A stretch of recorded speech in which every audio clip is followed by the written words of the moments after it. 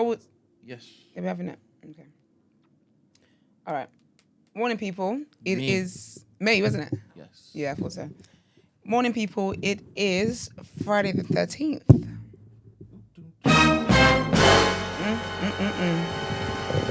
It's Friday the 13th of September. Welcome to TDA, the day after. TDA stands for the day after. I'm not sure many people know that. Anybody ask you? Yeah, when I say TDA, then what's that? Serious? The day after what we've been talking about. But they know it as the day after. And it's like, yeah, but we abbreviate TDA. So welcome to TDA, comma, the day after. Your favorite news platform and home of popular culture as defined by the culture. As always, I am one of your hosts, my own royalty. And they call me E-Man, the pro-black activist, TDA producer and news analyst, melanin jam-packed. That's right. Margs and Gina have taken TDA on road. That's what they've done. They've taken TDA to an island. So that's wonderful. Have they been updating their stories? No, Margs is so known when he goes on holiday. I think his hotel has like a ceiling mirror, which is lit. But he's talking about, he thinks he needs to get one of these in his house. Boy, shut up and just enjoy the holiday. Shut up. So yeah, I haven't really watched stories. That's the only thing I've seen from Marks. But yeah, man, Brent is here as well, as you can hear. Morning. We abbreviate the new black too. TNB, yeah. Yep. Yes. So TDA, the day after. TNB, the new black. Yes. In case you're a learner, you're new around here. A couple of things. Couple things. First of all, can you remember when it is I told you all that a fan had been Counting the swear words. collecting all of our swear words? Yes. That was yesterday, Brent. Yeah. But I didn't read out the email, so I just went in with the Falsified numbers. No, well, I ain't swear 400 times. and to be honest, the way I deliver things, right, the way I present things, it will inform how you respond to it, right? No, I'm still responding crazy because they said I swore 393 times. What? Fair, 100%. But So I don't think the onus is on you. But I believe It's on the data. I believe that if I had read the email, we would have done something before we started, castigating the numbers, right? Okay, go on. Questioning the numbers. So here we go. Hi, Brent / TDA crew. Big up you. Hope you're good. Just thought, seeing as you like to have conversations about blackness, I thought this video might intrigue you, and maybe you can relate and talk about it if you want. I know you like to have interesting conversations every morning, and hopefully you have a good chat about whether you think the video is about, or whatever you think the video is about. I think I did. I think this is the video. Let me just click it and start thinking. Okay. This is the video about the girl who talked about the mixed race dynamic in this country and in America. The differences between mixed race people and how they treated or received in this country and in America, right?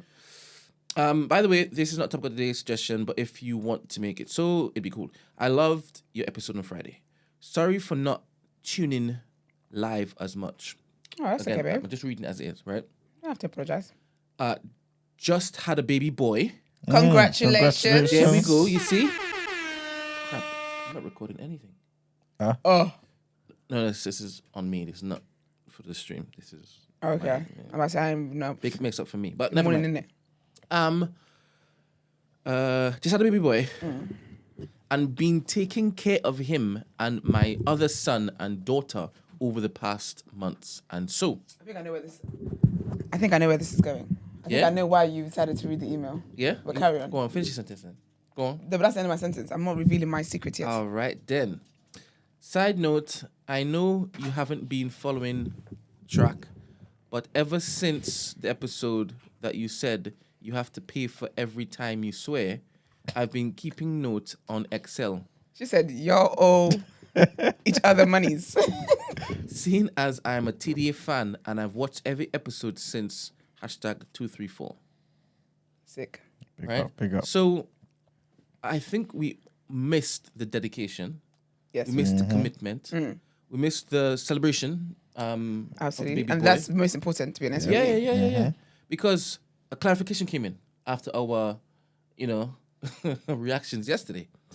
Clarification. Our or my reaction? There was an episode where you said you were going to pay £1 every time you swore. Not every time How you dedicated said... are you? It was £5. I'm joking. Go on. Not every time you said the N-word. You all agreed Koi wasn't on the show at the time. Was I? I didn't agree to £1 per swear word. I vaguely remember it. When I know how these N words get me, that's set myself for failure. I will have no TMV shares left. Said, not the N-word. Swear Yeah. words. No, but that's what I'm saying. I know how Yeah. y'all get me. Yeah. Anyway, I'm saying for every damn and bloody I'm putting £1. Maybe we were trying to clean it up and make it a morning show, that the whites will be proud of. I don't know. Well, that sailed. Marg's favorite words are Oh, this is good. bitch, Yep. N, shit, and F. Say it again. Say it again. So, but he don't say the N word because his Chinese friend says it. He's upped his N word intake ever since. Esther's favorites are dick, dickhead, What? and bitch. Excuse me? So that's why I said 393 times. Dick, penis. That must have confused me with somebody else. Must be on Gina's another platform. favorite words Let's are see. bitch and piss. So, but there's no see you next Tuesday. No. So how Where'd should that say it come 100 times? No, I made that up. This guy. See? Gosh. That's how you create enemies. I could have, if I had known this, I could have bucked them. Say like you said something wild here. Gina could have tapped a throat or two. The whole time. It's your throat that's been tapping. Yusuf's were N and shit. Okay, sounds about right. Brent's are crap, bollocks, and N. Bollocks. Yeah, Crap. and N. Yeah. And Iman's are crap and piss. Where's bloody? Iman says bloody more than anything else. But Iman said bloody more than more bloody she he doesn't has in classify his body. that as A swear as a word. cuss word. Oh, She said try she's saying it in counted, church, chow. she's counted F, shit, N, crap, bitch, cunt, And dick. piss, dick, dickhead, and bollocks. I know who's counting dick as a swear word. It's a body part. First of all. And then she ends it with an X and then says in brackets, I'm going to stop now. How does she shade us and drag us for filth? Then be like, XO. But the I'm going to stop now was loud for me. Why? Because it told me that I should have basically read the first email. Oh, this is the after. I'm going to stop now. It came after. Yeah. As in, it came This is a after clarification that yesterday's came episode. through yesterday. Oh, is it? Yes. Oh, that's your fault. Yeah. I don't think it's even what I said. People That's need to what I said. understand, It was my yeah. fault. Like, I'm a Nigerian woman. I have Nigerian reactions to everything. So when I you hear you that, react. Precisely. so when I hear that someone's counting the swear words, the first thing that's gonna come to my mind is you got a lot of free time. I'm not insulting you. I'm just saying, I make observations. Like I live my life making observations. It's not me being, cussing or being shady or anything. It's just my brain. What's going on there? I'm just talking. I really appreciate the time that you have. Big up you there, because that's actually very interesting. That's very lit. Yeah. Because you could have told us we were saying that I would have. I mean, I'm still saying I didn't. But So she was doing us a service, basically. I think that's it. She realized that we wouldn't be able to track it. So she was like, whilst it is that Yeah. I am, But you know, newborn and that, yeah. let me look to track it for y'all. do you know what I also like as well though? And I like her for this. Is there a woman, right? What we Yes, just I gave believe birth? so. Yeah. Eh, No. All right. Count these. All right. Count these moments. That's what usually. Count these moments. Start a new project, please. But what I like though, I like people. That, Yeah. Let me look to track Again, I like people that are like on my wave. Kind of quick. So she said, you don't get in this room and you just be talking. Just yapping, making stupid promises up and down about you're going to leave £1. But I tell you this, there's no jar, first of all. We didn't even create a box. How much more £1 being in it? And I like people like that. She said, "You just come here every morning. You just chatting, Just chatting. and let me give you the receipts of the things that you've been chatting and not." Because how much is that altogether? All them swear words. That's like $2,000. That's a lot of money. Lot, man. That's a lot of money. Well, you're only getting a pound out of me. I can't believe I apparently say dick a lot. I thought this is the most I've said dick just this morning. In the space of 5 minutes, yeah. Yeah, no. Excuse me. Especially the show. Dickhead, I can say, yeah, I love that word. I think it's a great word. It should be used justice for that word. It should be used more. However, the D word? That's crazy. All right. Secondly, have you seen Deliverance It's on Apple, isn't it? on Netflix? Netflix. I haven't them. I ain't seen it though. Is it surveillance? What's the one on Apple? I don't know. What's Surveillance? I don't know, Brent. I think I'm making up words now. There's one on Apple that sounds similar to Deliverance.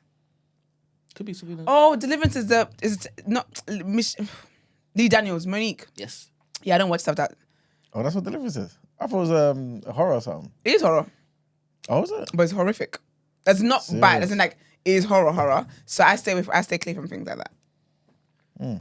Apparently, Here we go. Here we go. what's going around the webs is that a host of Christians are basically warning other Christians not to go and watch it Yeah, that's why I didn't watch it. because when it is they watch it, it opens up a portal. Okay, that's And it. then a whole set of demonic stuff starts happening. No, but do you know what though? That's why I haven't watched it on the recommendations of other Christians. Don't care.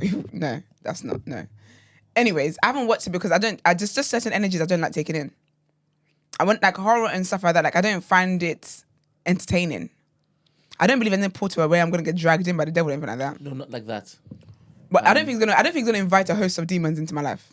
Well, some Christians are saying, like, I'm Christ up. You understand? So, well, you weak Christians over there, Jesus up. start having paranormal But stuff you know happening. what? Though, that is a real thing though. The Bible speaks about that. Yes. When Paul was talking about how there's weaker Christians and there's so some of them he was talking about when they eat food that's been sacrificed or whatnot. You're invited somewhere. The people that invited you, the host, having sacrificed the food to like other gods that they serve. That's not the Almighty God. And he was saying some Christians can't because they're still baby Christians, and there's obviously mature ones that are like, food is food, child. Suya. I might get some suya today. Do you get what I mean? Yeah. So I hear that, but I haven't watched. I just don't like. I don't know. Just certain things I just don't watch. Have you watched it? No, I'm not watching. Why not? You don't want to go to Portal? No, I don't watch stuff like that. So you also had, and I don't know if it's marketing, you even had Lee Daniels basically say that they had a scene where there was a cancer patient on set and whatnot. Well, that's what they were acting, scene, they were acting, whatever. After 2 days after, his sister Had cancer. got lung cancer. And they also interviewed either the director or the DOP. I can't remember which one it was, but he was like, "I'm never ever like doing a movie like that again because Oh, the shut amount up. of If the money's right, you paranormal will, stuff man. that happened on set. It's crazy. They even had a priest on set 24/7, so to handle stuff. So if you have to have a priest on set to handle stuff, why didn't you just not do it? Because the money was greater. So that mug that's talking about, he's never going to do it again. If the money's right and the right directors come calling and it's going to set him up for life, he's going to do it. So Furthermore, it's a coincidence. let's just say that you were the director, right? And obviously you've been paid for a job. Absolutely. And you see on set like stuff happening, right? Would you quit? Am I me right now? Yes. Or am I posing as a director? You're not posing. This is your job. Me right now? Yes. No, but I stay prayed up, so no weapons. No, 100%. But Formed or let's say fashioned, you honey. see stuff happening on set. But what am I seeing happening there? Like the cancer thing? No, because you might see that as a It coincidence. is, and I might not. I am saying it is. 100% is a coincidence. My cancer works. Google. So unless I see like Monique levitating, So if you do see levitating, do you go turn back up to work next day? I pray. So you would. How high was the levitation? It was like Oh, a you jump. thought that she was jumping, yeah? I feel like if I see her like floating and she's lying on, like, I feel like if a demon's gonna be in the room, you gotta perform some tricks. What? You heard exactly what I said. If a demon's going to be in the room that's going to make me quit my job, you got to perform. You got to give me more than just an airlift. Show me something. Show me something. But Show me something that puts a fear of God in me. What levitation though? Do you just think I want you to strings? levitate. I want you to lie down. How about so you're like? How about crawling up the wall backwards? Nah, you can practice that. I saw gymnasts can do that. Simone Biles probably can. Oh, she got. She might be able to. Simone can do a lot of things. Simone can do a lot of things. When you say crawling backwards, I swear that people do. Have you gymnasts seen do any that. of these particular movies? By the way, do you know what I'm talking about? No. That's why you're saying what you're saying. Because in my mind, crawling backwards is just crawling up the wall. But like, When you're have like, you that's crawled instead. up the wall? I'm not a gymnast. That's not my Wait. That's not my When I skill say set. crawl up the wall, I'm not saying go like a crab. Like a crab, and then yeah, so I'm put your foot on the wall. I'm saying, can you see the corner there? Yeah. There's a little boy that comes in here, Yeah. right? Like a spider. He comes in a spider, but his hands and legs are all contorted. His head is backwards, right? And then he said, and then he goes up the wall, and he's in the corner looking at you. So he's just clinging onto the corner. Clinging? From where? No, but like a cat. So in my mind, his hands and his feet are in the corner, right? So he's like a cat. Have you ever But seen like he's a got cat? the balance up Have there. you ever seen a cat crawl up a wall? Like, I'm trying to get the posture that he's in while he's there, so I know how scared I'm going to So be. the posture matters. Yes, because if he's just dangling, he might have Velcro on his, he might have things on his feet that's keeping him up. But if I see him, say there's a gap between the corners of the wall of the corner of the wall, Yeah. but I can see that he's actually just there, like nothing's holding him up other than whatever principality is working within him. Then of course that shit's scary. I might not come back to work the next day. All right, okay. But then also as well, though, what's he doing up there? Is he just chilling there? That's people what they do weird things. They chill for a while, and then when you turn your eyes, boom, they jump. Okay, fair. If I have to jump, then fair. But if he's just chilling there and he ain't disturbing nobody, As in just catching. just chilling You're there. finding him. Wait, you continue filming if he just catches there for the entire Yeah, if it's quiet on 3 set. hours. If you're gonna be quiet on set, absolutely. But if he starts doing weird things, like starts to bark at us and like, you know, weird things and whatnot, fair. I might be like, okay, do you know what? Okay. Well, this job, I have to weigh things up now. I have to weigh things up. But also, is that disrupting my peace? And I'm also, are we cool where I'm not the target of his?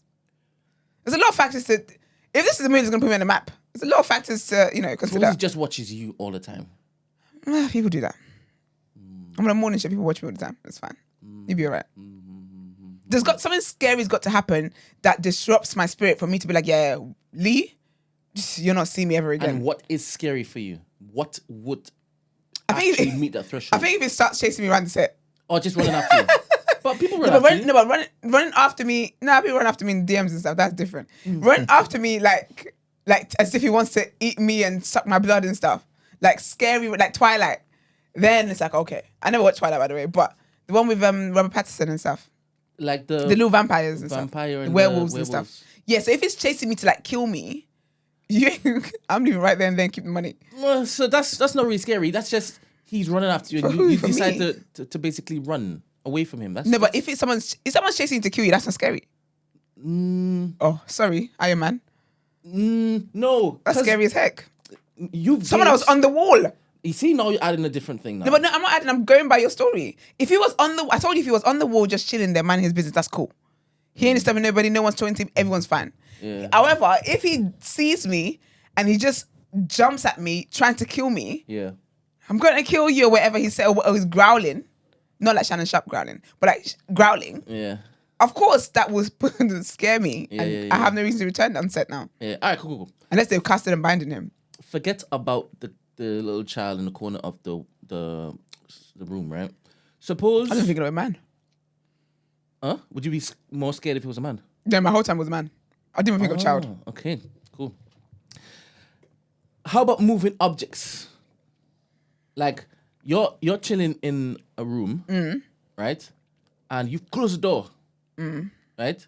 You go to the next door to go out, and then you hear the door open. And then when you turn around, you put light on, and then, like, I don't know, a kettle just flies to you.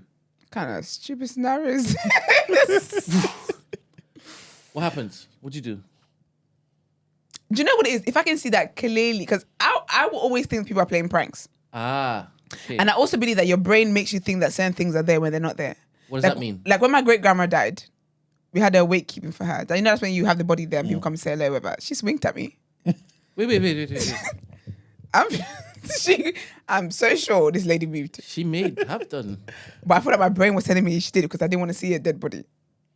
She's lovely, that my great grandma. Wait. So you're saying that your brain I feel like you see things? I feel like your brain aren't can there? do that. I think our brain can manipulate us. Kind of like when Charles was telling us about how he was spending things that was not there. Yes, it's a condition, but I do believe our brain is powerful enough to see things that's not there, to hear things that's not there. I believe that happens. So with that, we just think I'm hallucinating. I just think I'm seeing things. So if it's clear that there's like if the kettle came out of nowhere. No, it was on the ledge, On the thing? on the countertop. Yeah. And there's nobody. So say it's just me in the room. The door is locked, and the kettle throws itself. Then fair. If the door is open, I'm gonna think someone threw it. I'm gonna think someone did something to it. But say like the door is shut, it's just me in the room. There's no way for this kettle to have moved. I will believe that. You just closed the door, and when you locked it, and when you went to the other door, it opened, and then the kettle went. Phew, But that's the thing. I would think that's a prank. after you locked it from the inside. Yeah, but that's the thing. Yeah, I would honestly think it's a prank. The only way I can believe something like that, an object moving, is if it's just me in the room. The door. I know the door is locked as a matter of fact, and something within the room moves, and not just moves a little centimeter, like moves. Yeah. If the chair just gets up and just flings itself to the other side of the room, Yes. I'm running for my life. All right. Cool. That's when it is. You think it's. I would definitely think there's principalities up in here. Something's going up. Something's in here. All right. Suppose you meet somebody. Obviously, today's Friday the 13th. I'm doing this for a reason. Of course. So you meet somebody. You're talking to Emmanuel. He's just talking. Blah blah blah blah blah. Yeah. And then you see his eyes just go black. And he continues talking to you. Please, the blood of Jesus. So you stay seated like that, chilled, comfortable. With your arms. I'd never be like, oh, like it would startle me, but I'll definitely start praying. Because I have to go past E-Man, the man with the black eyes, to get outside. Oh, I mean, I can use that door. Yeah. Would you go this way or would you go that way? Do you know what kind of stupid person will go the way of the danger? What am I, white? No. Only white people do that in movies. They run towards the sound they're hearing. Everyone knows to run away. How about you, Emmanuel? The first scenario with the scuttling and in the corner of the room. Little boy. Yeah, that's crazy, man. It depends what Would mode you think I'm he in. had Velcro on his palms? No. I'd think this is some sort of spiritual attack. Spiritual attack? I mean, aren't the spirits and ancestors good? No, not that one though. That's like why is it calling up the walls and stuff? So I would get into like fight mode, innit? As in you try to beat it up? No, just like get your stance ready, innit? Yeah, exactly. Should it come? My guard is up. Or you think you can punch up a demon possessed child? You see, use your iPad, use whatever's at your disposal. I'll start chanting and stuff, innit? Chanting what? Chanting what? What do you mean chant? Wait. No one of your eyes are going black in this scenario. Go on. Chant. What will you chant? I can't do it now. No, Yeah, you but can. what would you chant? What are the words? So if you chant now, are they going to come? I mean, they'll think that I'm messing about. They won't take me serious. If I'm in a real situation, But maybe you're trying to put they us might on. desert me, man. What? What? What would desert you? I said, if I'm in a real situation, they might desert me. I can't be wasting it just for TDA. No, as in when you say chant, Yeah. I'm guessing the chant is to basically stave it off, right? To protect yourself. Yeah, and to call my protection. Who are you summoning? Who you call it? My peoples. innit? Who's the peoples? Who are they? Listen, this is between me and my peoples, isn't it? Yeah, but shouldn't you be trying to like recruit people for your people? No, because not everyone's built for that life, innit? What life do you live outside of here? What the hell? Yeah. I said, yeah. You have to fortify yourself. That's not what I'm talking about. I don't. Until you dare bring me in. She calls on the name of Jesus. I called him I told you who. I said I was praying, not chanting. Same thing. No, it's not. The best who you're talking to. And who? We're trying to find out who are you talking to. Jesus. No, man. not Jesus. Wow, we. Jesus, know your number. Wow, we. He don't believe you. You need more people. What? That's crazy. How about the in the locked room, and then something flies to you? I think it's a prank. I think initially I might think so. Yeah, I may need. No, to be fair, my brain won't think about pranks at that point. If I'm thinking, like you said, the doors are locked, right? There's no one in here, basically, and the kettle is just throwing itself from one side of the room towards me. I'm not thinking it's a prank. I'm thinking something has done this. You know what I'm saying? So again, I'll be in battle mode. So you wouldn't leave the room? I mean, that would be the best thing to do. I would leave, yeah. But if I'm would in you a turn your situation, back and leave, or would you? No. I'll be walking back, facing it. Yeah. And how about if Esther's talking to you and her eyes just go black? I was gonna make a silly joke, but no. Now go on. You were told you're chanting. I mean, you were told you're going to chant. That was the joke. So go on. I'll just be like, yo, Esther, what happened to your eye? That's what I'll be like. Yeah. I want to think she's and like... when- And then I don't respond. No. And I start.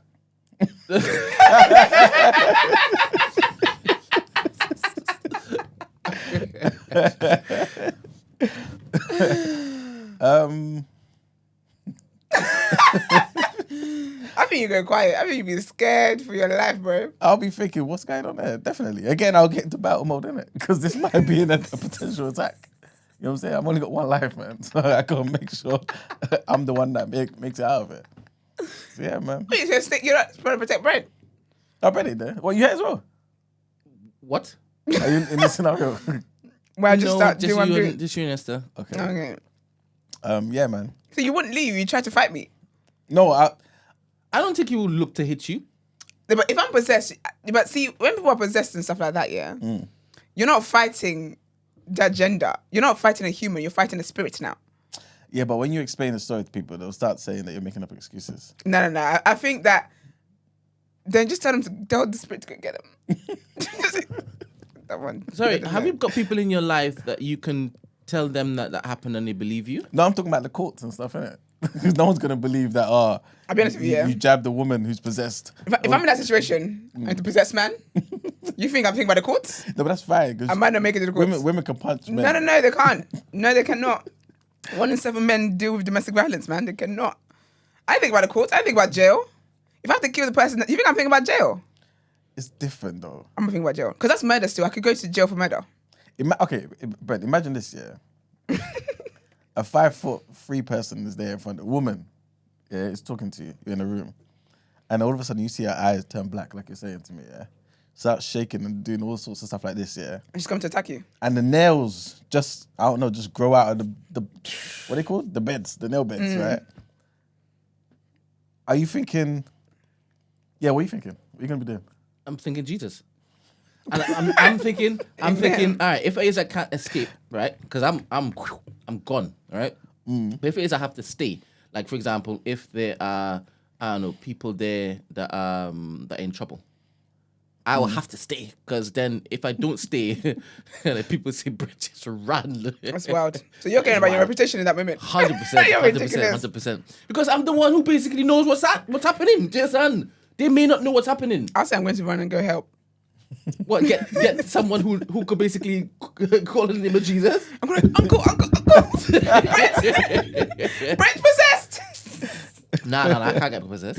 Impossible. Hey, Wait. Esther, you can get possessed? Of course not. I just think it's funny how we're playing a scenario game and all of a sudden now you're the only one that can't be possessed. But why you? But you let me and you might get possessed in the scenario. Why can't you just play along? Oh, yeah, true. I did. Holier than thou. I did. Bloody Pharisee. I did say that. Can you imagine? Say that. But that was the different scenario. If you had one wish, I wish for 3 more wishes. That was a different scenario. Not different. But I would know what's happening. Do you understand? And if it is, I just skedaddle. come on. Like, what have you done with the things that gave you, Brent? You So know? what are you gonna do? You gonna punch up the? Nah, I can't. woman? No, punch. It's not about punching up. I don't think punching is going to do You mean anything. punching up? They will Punching. take it. They will laugh, Bro. They will start speaking like Farsi. I thought they would call their friends, look at this floor. They will start basically saying all the sins that I did today. You know, you think that people don't know what you've been doing this morning? This is what you did. A demon attacking you at 10 a.m. telling you the sins you committed that morning is wild. You're having the I've day been you up since deserve. 6. I've been up since 6. You're having that. It's just you having the day you deserve. That's wild. I've been looking Have you left got and a right. list already? He's lying. Just wake up, He's lying. He said, "Shut up, Sid." you little snitch. Jesus' name. What's your name? Tell me your name. But you all believe in demon possession, right? Absolutely, yeah. 100%, man. It happens. And why are you Even in the 100%? slightest ways. Why are you 100% though? Why are you so confident that this is actually real? I just know there's a spiritual realm in it, and I know that, you know, there's interaction sometimes, and people. I mean, we've heard countless stories since the beginning of time, man. Like from all sorts of cultures, of people who I guess just lose control of their bodies and are able to do superhuman things, and you know what I'm saying, supernatural things. So yeah, man. But why don't you count those just as stories, fables, myths? Nah. It's too much. It's too many. It's too many. Really? In every single culture, But like in even the every other day we single was chatting culture, about- they have like deities and gods and myths and legends. Though, are you saying all of them are real? not all of them, but a lot of them are based on real things. I think.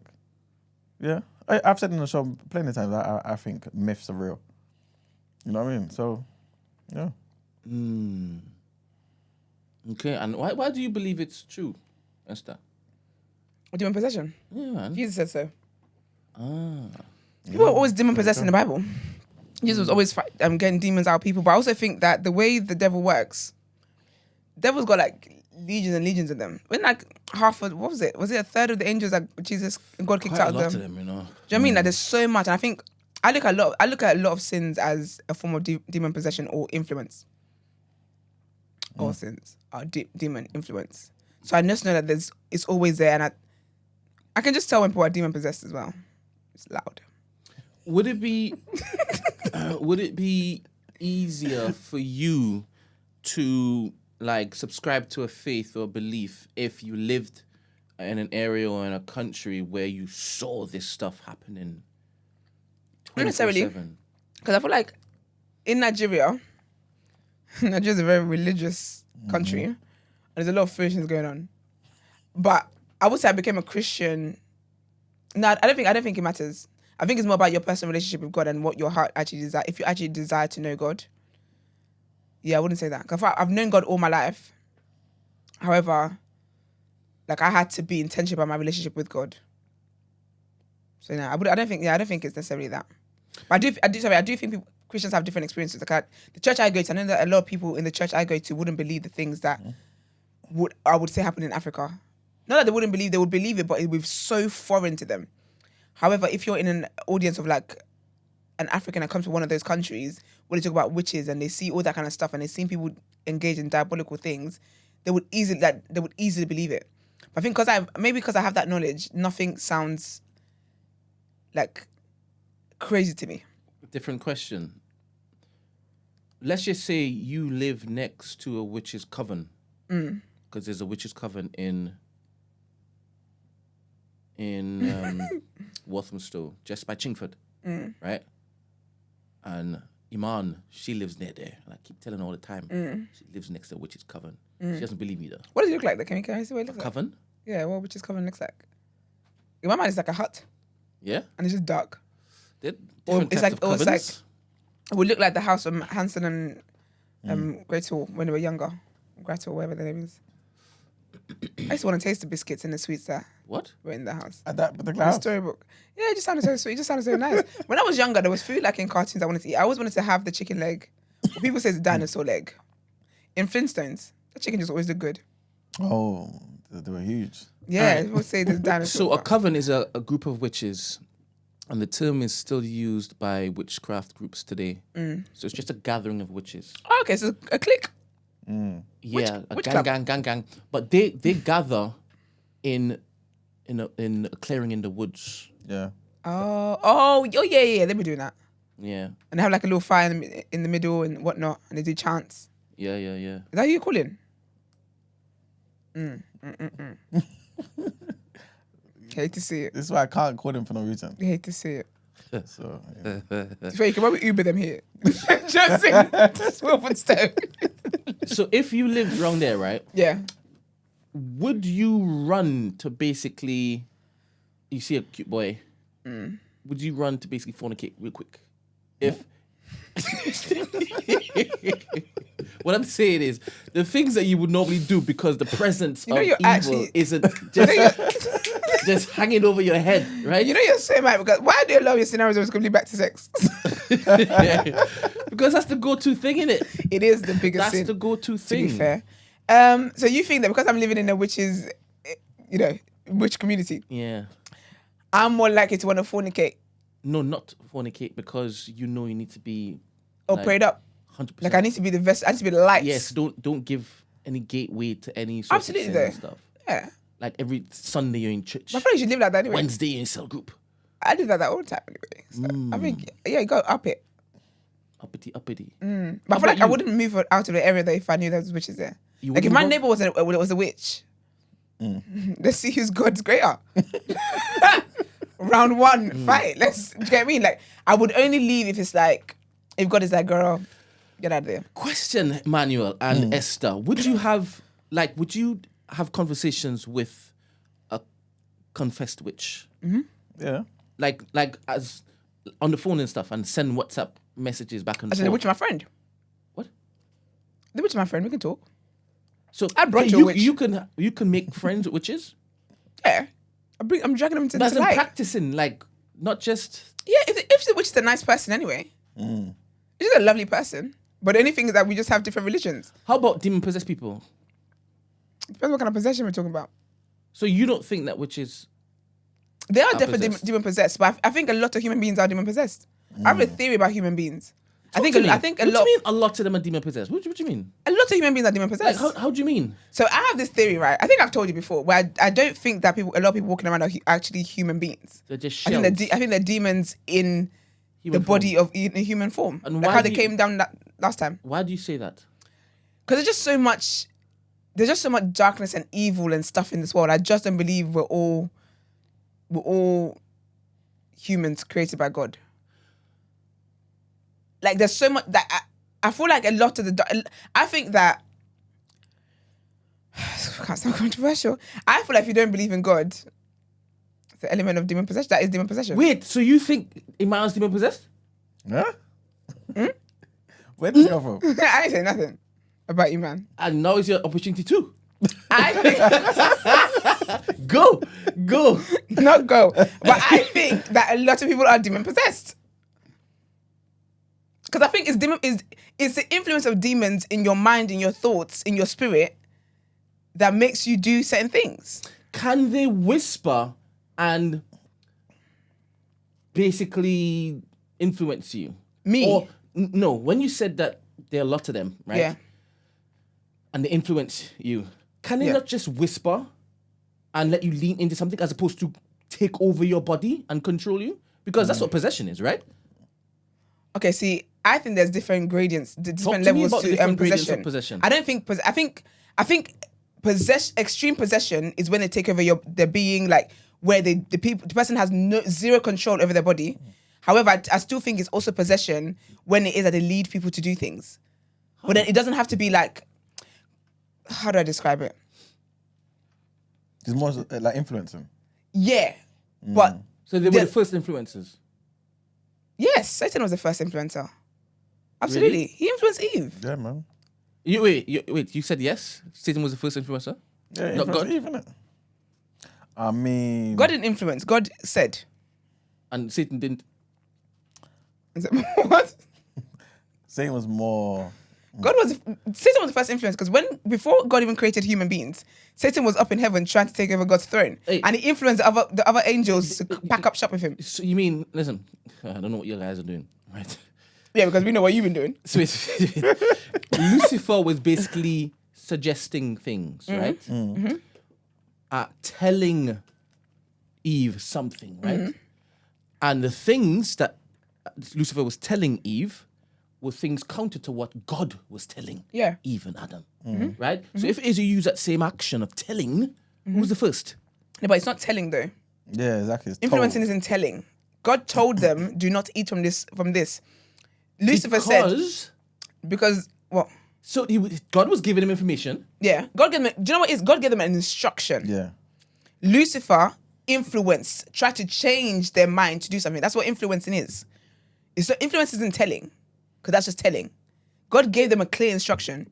Lucifer came and influenced them to disobey God. Can you influence somebody without telling them to do something?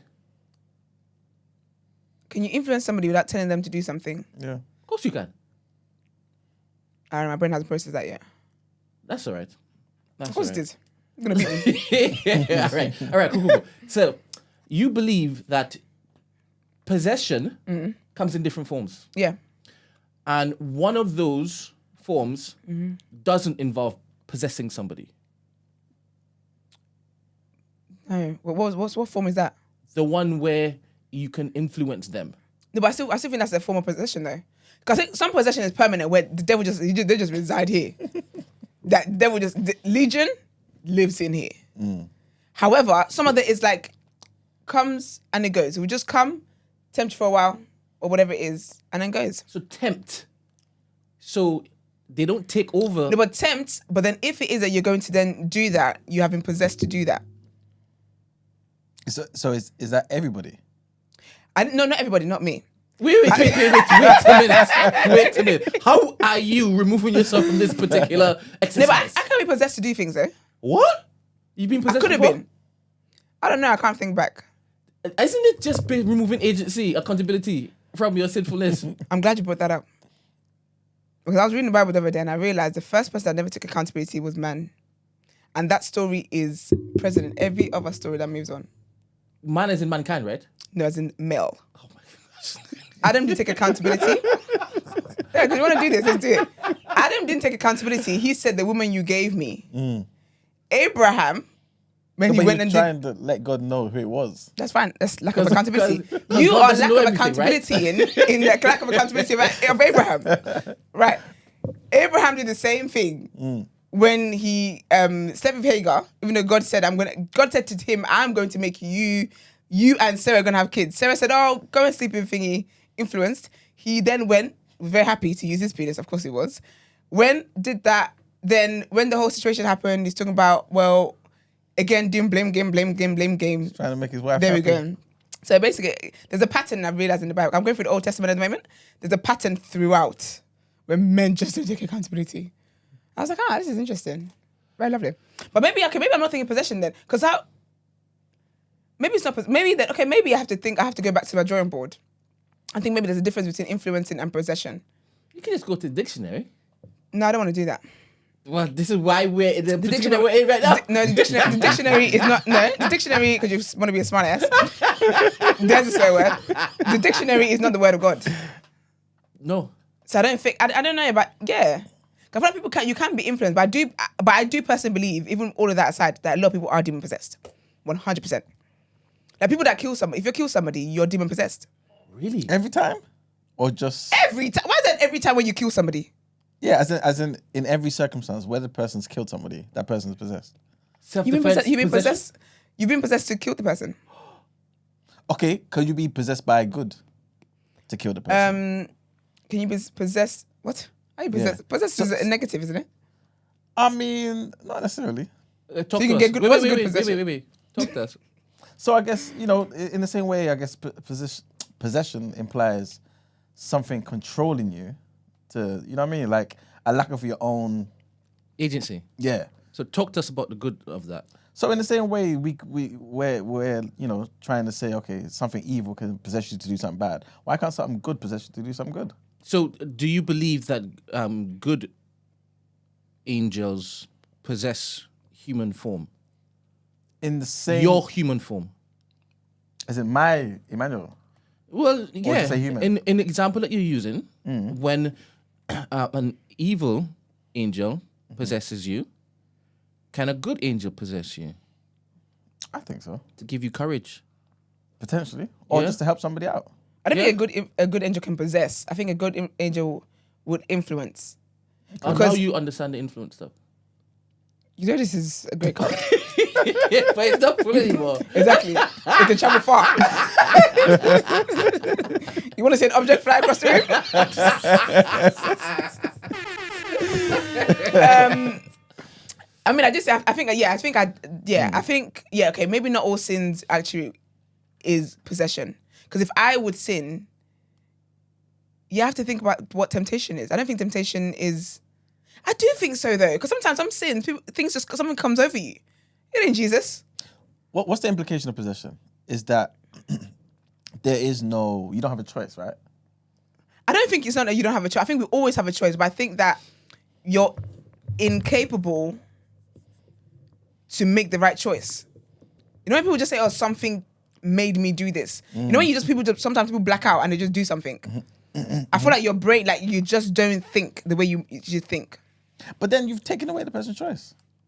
Because regardless of what I want to do, I can't do the very thing I want to do. But I don't think there's good form of that because I think only bad things can happen that way. I don't think that's angels don't move that way. Yeah. Especially like this with the Spirit of God. The Spirit of God would say, I don't think you should do that. That's not right to do that. That goes against the word of God to do that. But the devil will try and shove you in there. Or what he will do, even if you're not trying to make the move, he will make everything else come and try and lead you into that. So I don't think there's good possession. Yeah. You read the dictionary. Is that good possession? I don't actually believe that that is good, only because I don't think that the angels are allowed to basically possess human to do beings things like that. Do you believe demons are allowed to possess people? No, that's why they do it, because you're not supposed to be doing it. It's okay, I get you. Okay, I get you now. Okay, I get you. And that's why is it to cast them out, you need to basically, call on Jesus' name. Yeah. Because they're not leaving just willfully. Just yet. Unless it is that they have a better host to enter. It's crazy, man. Black Rob said, good possession equals the Holy Spirit. Demon possession is just the evil counterfeit of what the Holy Spirit is. No, I don't agree. Because you can say no to the Holy Spirit. As in, the Holy Spirit can suggest something, move in this particular direction, and you can choose not to. But demon possession is making you do something, right? And there's no choice there, I guess. But that's the thing. I think with possession, though, possession takes over you. The Holy Spirit can take over you, but however, we still have a choice. We still have to choose to do right. So, do you know what I mean? However, I feel like with demon possession, sometimes people don't sit down and make the kind of choice that you get to make when the Holy Spirit dwells in you. I think there's invitation both ways, right? I'm not paralleling the Holy Spirit and demons. That's completely different. But in some way, you have to invite demonic spirits to be able to have agency over you. And it may not be a direct, hey, you can come in as you're knocking. It could be the things that you're engaging in. It opens up gates. Can someone do it on your behalf then? If you're not fortified, I do believe that can happen, 100%. Because back home, a lot of the time you hear of, like, I don't know, let's just say someone's mum or dad is belonging to a particular cult. Yeah. And then they do certain things so that when the child is born, the child is automatically, you know what I'm saying? Yeah, because it's real though, man. These generational curses are actually real. And then you have to basically cut it off at some point in order to stem the tradition. Did you ever watch that video I showed you? That man, I can't remember his name now. And his mum, before he was born, basically sacrificed him to marry a witch. And so when he was born, he's basically born married. And then his entire life he had this powers and whatever else. and he's a Christian now, but that was the only way that he could break free from that. So it was before him, but that's a real thing when people it can be generational. Yeah. Can be generational, boy. All right, Friday 13th Happy is Friday the now. 13th. Let's crack on into the headlines.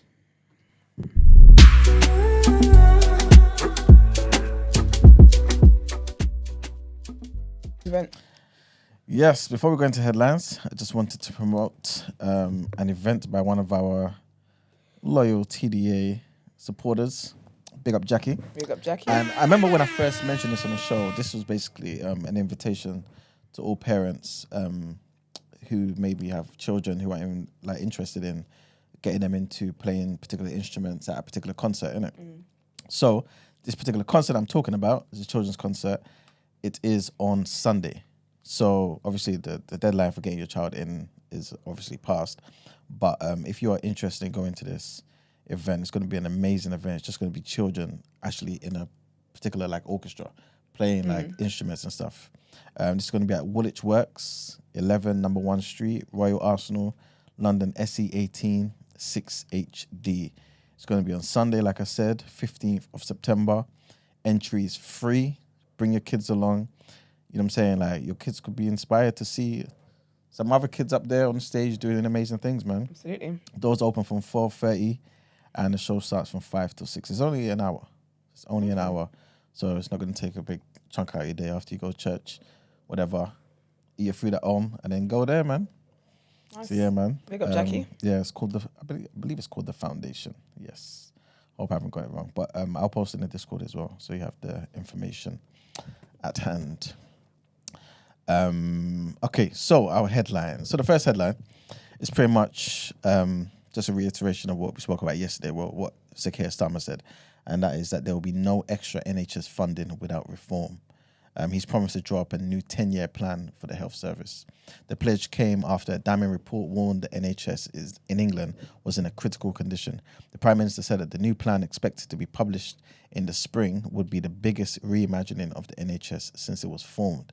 However, the Conservatives said that the government needed to turn rhetoric to action after scrapping its plans to reform social care and build new hospitals. Sir Keir Starmer set out 3 key areas for reform: the transition to a digital NHS, moving more care from hospitals to communities, and thirdly, focusing efforts on prevention over sickness. So yes, that's that. Next headline, and the Prime Minister, back in the news also, he was speaking about the whole conflict in Ukraine with Russia. And yeah, man, he's heading to Washington, D.C. for talks with President Joe Biden at the White House on Friday today over the ongoing conflict. Sir Keir Starmer has backed Kiev's right to defend itself after Russian leader Vladimir Putin suggested his country would be at war with NATO if the West allows long-range weapons to be used against it. The PM said that the UK does not seek any conflict with Russia, before adding that that's not our intention in the slightest. The UK has been providing Ukraine with Storm Shadow cruise missiles since last year, but like the US, it has not allowed the country to launch the weapons against sites in Russia amid fears of escalation. The Ukrainian President Volodymyr Zelensky has been calling for restrictions to be lifted on the use of such missiles against the targets in Russia, which launched a full-scale invasion of his country in February of 2022. And our last headline, Policing Minister Dame Diana Johnson had her purse stolen from the hotel where she gave a speech at a conference for senior police officers on Tuesday. Thieves struck while Dame Diana was giving a speech blaming the Conservatives for an epidemic of antisocial behaviour, theft and shoplifting at the annual PSA conference at a hotel in Kenilworth. A member of the Home Office staff also had belongings taken. A 56-year-old man from Coventry has been arrested on suspicion of burglary and released on bail in connection with the incident. The Home Office said that no security risks had been identified. Dame Diana used her speech to attack the Conservative Party's legacy and outline the government's plan to boost neighbourhood policing. And that's it for our headlines. All right, let's get into our What You Saying topic of the day. We just shout out UK Hip Hop Daily. I always retweet the show on X every morning. Oh, big up you, babe. Ish popping. Jeez. Skepta just replied to me. Big up, We thank you. Keep on retweeting. Big up you, babe. Yeah. All right.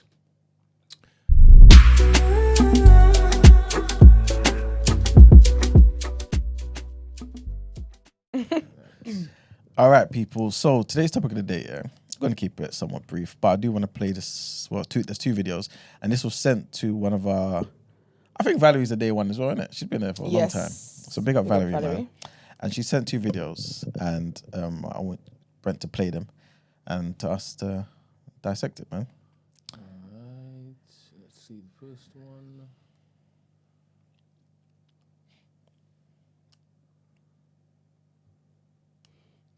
Not to bring race into it, but black men, why are y'all always letting us down when y'all go on these panels? Like, why?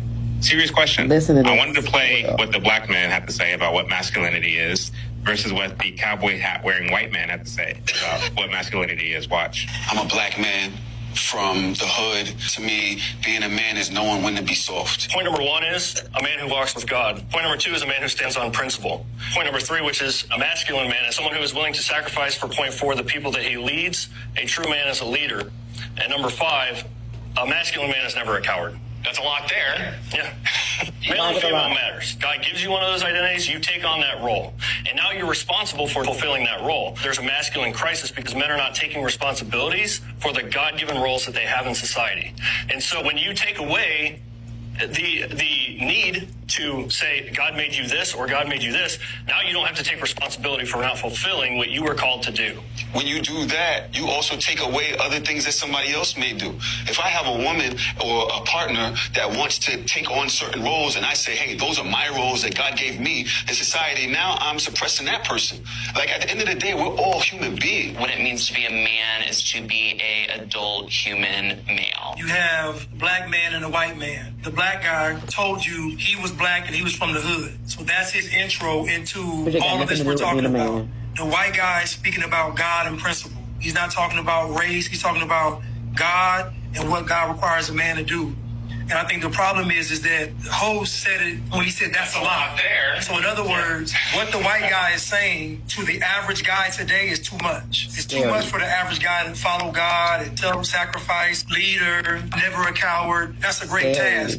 If we go the black man's route, he can literally sit back and let the woman lead. If you look at black culture, the women run it. The women run politics, the culture, the church, teachers, mostly, like everything in the black community is ran by women. It's interesting that we can put it into racial terms, that you find that the black guy behaves more like a woman. His thought process is more like a woman. He's lost his real identity. He's talking about there shouldn't be roles, you know. He's supposed to be the one that is setting the tone. He's supposed to be the one that is setting the standard for his home, for society, for his community. And he just sounds very lost, where the cowboy hat guy, he's very determined and he's very resolute. He's matter of fact. He's not wishy-washy, and he sounds like somebody you can depend on. And this other guy sounds like, how you doing? It's funny because people looking at this and they'll see the white guy and they'll go, see, he exemplifies everything toxic about manhood and masculinity. I don't know, I guess Christian Walker is supposed to be the black conservative on the panel. You make of that what you will. It just goes to show you how much blacks have bitten the forbidden fruit of Marxism. Feminism, such as it is today or such as it ever was, is just a mutation of Marxism. Friedrich Engels in his book, The Origins of the Family, about how the female sex should be ushered into the public sector in order to destroy or destabilize the monogamous family as a quote-unquote economic unit. And so when you have so many black men who buy into this entire oppression narrative, black identity, such as it is, has become synonymous with communism. All right, cool. Might as well just play the second clip as well so we can deal with everything in one. Okay.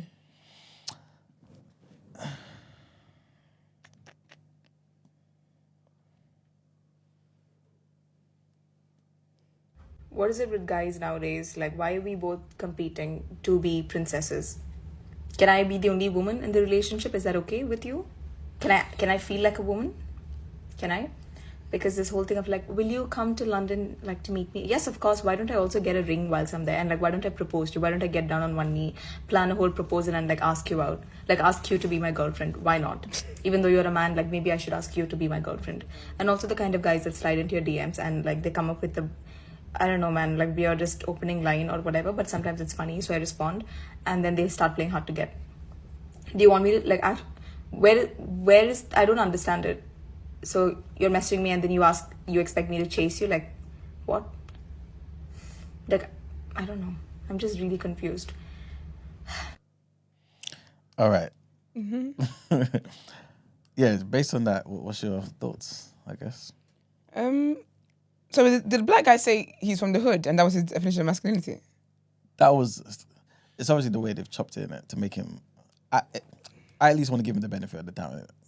But yeah, that was kind of his intro, I guess, into just giving a background about who he is and where he's from, sort of thing.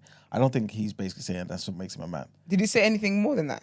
Yeah, he was basically saying, at least it seemed like he was saying he doesn't necessarily believe in the strict gender roles. Okay, fair. Like, so for example, if he believes he's got the skill to lead, but the woman wants to lead as well, or have other traits that are traditionally seen as a man, because I'm saying I'm the man and I want to take those particular roles, I'm robbing her potentially of flourishing in that particular area. You know what I'm saying? Which is obviously counter to what the white guy with the cowboy hat was saying. Yeah.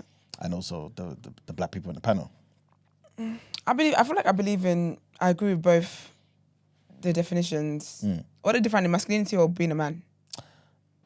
I think both. Or being a leader, sorry, wasn't it? Yeah. I feel like I kind of understand both. But I think the reason why probably the black guy gave that example that he gave is possibly because of his background. Like, we have a lot of single parent, female-led single parent families in the black community. I don't know the stats for that. So hold on to your thongs and whatnot. But we have a lot of that. So I think that black people see women who are single parents who have no choice but to lead, and they do a great job of it. Obviously, in other situations as well, you do see women even in partnerships just be great leaders as well. So I think I don't know. Maybe there's more. Maybe there's more of that is seen within the black community than the white community. I'm not sure. Maybe that's why he gave the answer that he gave. But I don't think his answer. I don't think it warrants the entire monologue that they went on to do afterwards. And I think I don't know. This lead conversation. I don't know, child. I don't know one for me. I don't know. Well, I think Valerie was kind of linking it to what the Asian woman was saying afterward, because just making a joke. Yeah, but she was basically seeing it still as, why is it that in today's day and age, men don't want to just, lead and take on the responsibility of pursuing the woman from beginning to end? You know what I'm saying? Like, why does the woman have to do some of the chasing? Like, why does she have to do certain things? Like, be the man, take control. I think there's a men that don't like you. Okay. I think that men have more options than women do. Like, men have more options of women than women do. Well, women think they don't have options, but in reality they have options. I'm trying to tell you. But you don't want to move to men, so here we are. I think that's just more for, like, a man who likes you would make it known that he wants to be with you. Any guy that's chasing you and then is getting distracted by other women, I don't think I don't believe he really wants me like that. I don't believe that you got to see somebody else to know that your grass is really green over here. I don't believe in all that silly little mind games. I feel like with her thing is just, I mean, to be fair, actually, that is a conversation you hear around though. Where like men aren't trying to be men anymore. I mean, my thing is that I was listening to TGT the other day. It just came up on my shuffle, the I Need song. I said, why don't men beg like this anymore? Like, why aren't men sliding in the rain, boombox outside my window, swinging left to right, trying to court me and whatnot? That's what we need to bring back. I don't know. I feel like these lead conversations, I don't have much to give to it anymore. Because I think even what people think is leading is not. It's dictatorship. Okay. So, yeah. Because like the other guys, like the white guy was saying, if you're going to lead, like, lead is wanting to sacrifice. Like, you would sacrifice for the other people that your sheep, the other people that you're leading, your flock. Do you get what I mean? I don't know. I just think that a lot of people, when they talk about leading, like when people talk about leading and stuff, they just more think about control. They just want control in a relationship. And I don't personally see that as leading.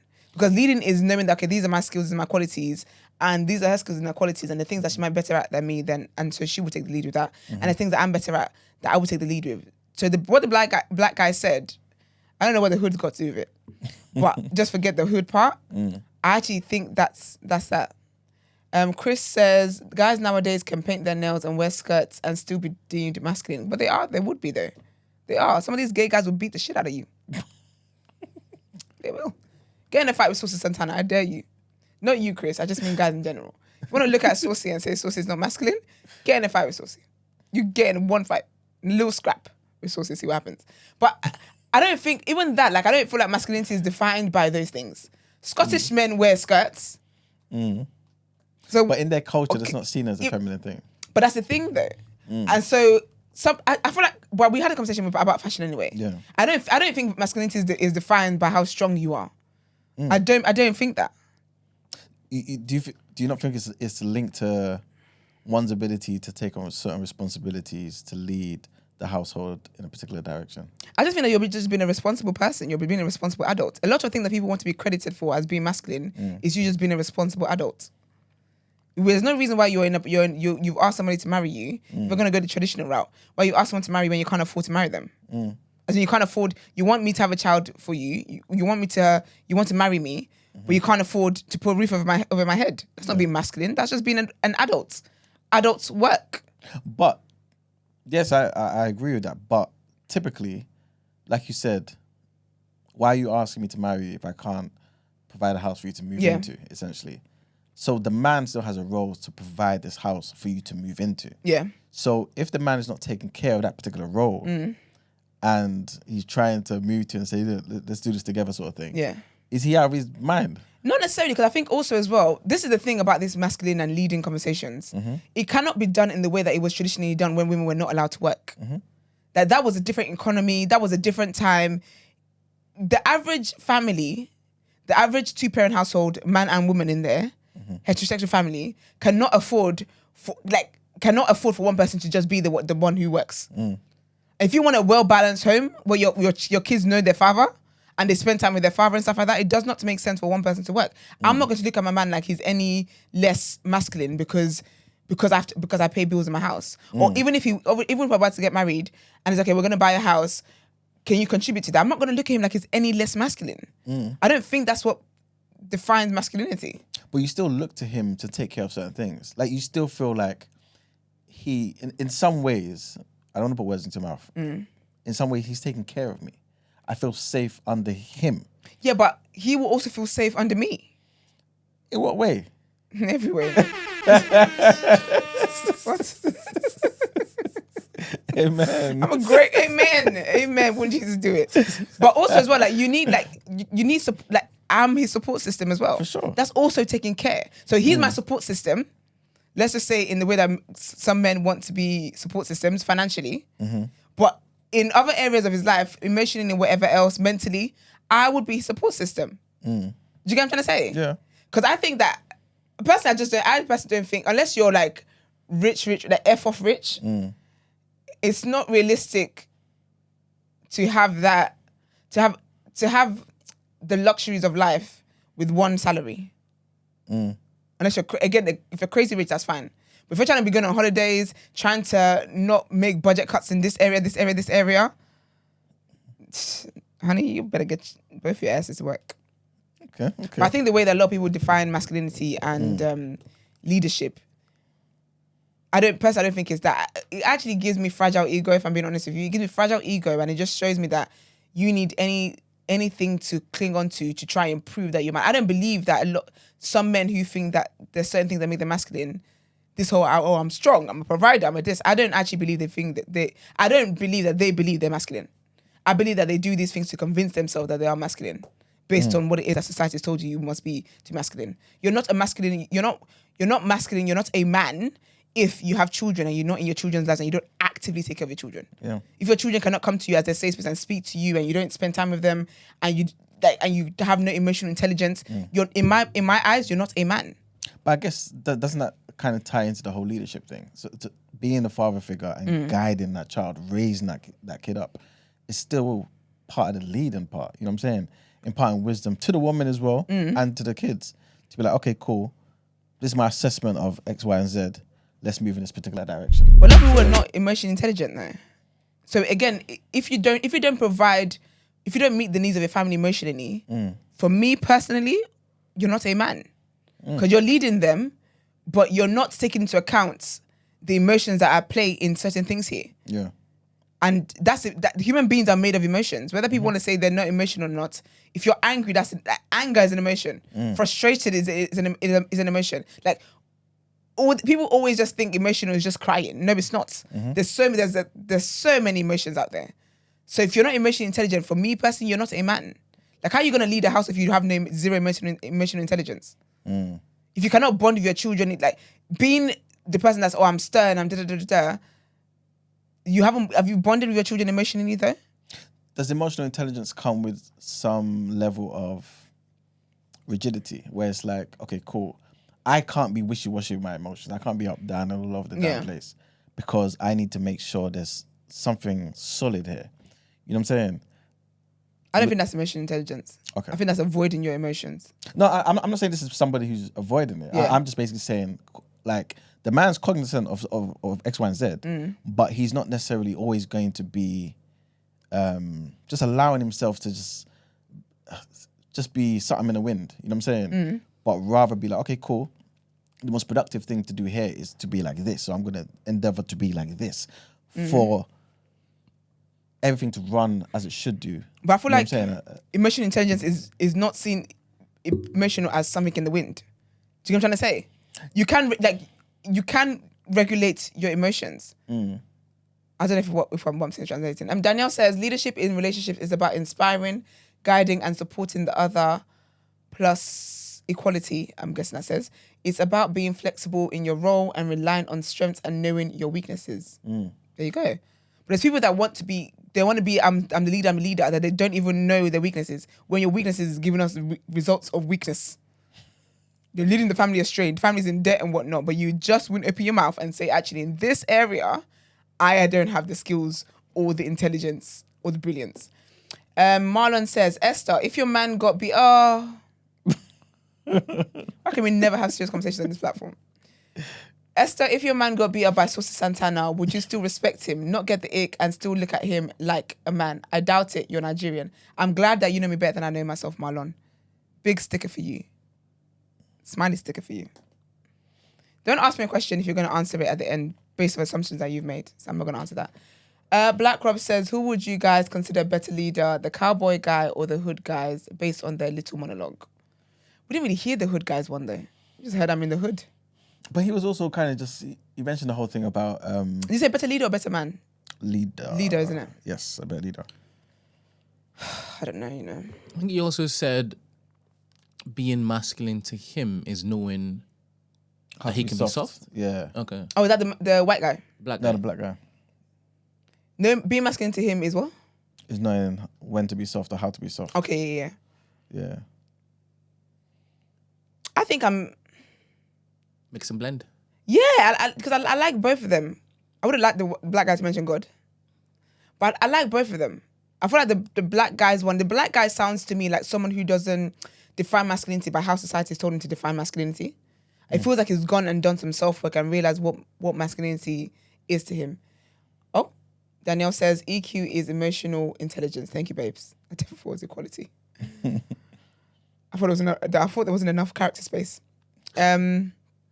Yeah. I like a blend. Ben, what are your thoughts? I think somebody wants Imara to answer the question of topic of the day. Which is? Have black men forgotten how and what it means to lead? I mean, obviously, it's titled this way to get everybody thinking about a particular thing. But in general, it would be hard for me to say. Do I think a huge amount of us have? 100 trillion%. Because a lot of us don't have dads. It's that simple. I think it's literally that simple. The man or the house is the leader, or should be the leader. And if your dad is not present, where are you learning this from? You know what I'm saying? Like, where are you learning about responsibility? Where are you seeing your dad take on certain roles in the household, go to work, come home? You know what I mean? Just do certain things and teach you about commitment, teach you about hard work, teach you about the responsibility, all them sort of things there. You're kind of just getting it from anywhere. Or you're just not getting it at all. So I think a lot of the time, women don't necessarily feel safe with certain men or feel like, okay, cool, this man isn't going to be the man I would like him to be. And I think, again, I could be wrong, so you would have to correct me. But I feel like some women, the reason why maybe they don't feel they can settle down with certain men is because they don't have the confidence in that man. You know what I'm saying? To be able to be the man they always dreamed they would one day settle down with. Yeah. You know what I'm saying? And I think that comes because maybe that man didn't have a dad in the house. You know what I'm saying? Obviously, generically, you can kind of just be flipping and say, yeah, the man's soft or the man, obviously, you know what I'm saying? But it's way more than that. I think it just goes back to, again, what Essa was saying about, you know, the emotional intelligence and being there and leading and guiding and all that sort of stuff. All that goes into leadership for me. You know what I'm saying? But also just handling your responsibilities. So yeah, long story short, I think that's definitely the case, unfortunately. But I don't think it's necessarily no just then? black men. So you are saying yes. Yeah. They have forgotten how and what it means to lead. Yeah, because I think a lot of us don't have the skills. Yeah, because we've not seen qualified. It. We've not seen it. You know what I'm saying? Like how many times we spoke about men just abandoning their responsibilities, leaving women to raise up kids for them. Like, how's the woman going to teach the boy how to be a man? So Izzy says, interesting, not to get too personal, but if Iman's daughter brought home a man raised by a single mum to get married to, would he approve? I would have to see on an individual basis. Yeah. That's a very good question, though. I feel like it's all individual basis. Because I've met men who are from single parent households and who have moved on to be great men, and they didn't have that father figure in their life, and it's wonderful how they've turned out. And I've also met men who come from 2-parent households, and it's a shambles. Joke. But also men who have come from 1-parent household, and it's a mess. And I feel like it always just depends. Yeah, it's an individual case. I can't. I won't lie to you and say to you, oh, I won't be thinking X, Y, and Z. I'm not going to say I lied to you. You obviously asked the question because you know to some degree what you know what I'm saying. But in the same way, if I'm seeing, if my son, for example, comes home and he's like, oh, I met this woman, and this woman is so argumentative with her mum, for example, disrespects her mum in a particular way. Like, those are red flags to me. My mum's a witch. Yeah. People will be judging people based on stuff. Some people's parents are pieces of... Of course. No goodness, bro. Of course, but it's like, there's still certain things that you're going to kind of... It's going to make you just be like, what's going on here? You know what I'm saying? And I think that's one of those things, like, because in my head, I'll be thinking, how is this man going to lead the household that my daughter's going to be a part of? You know what I'm saying?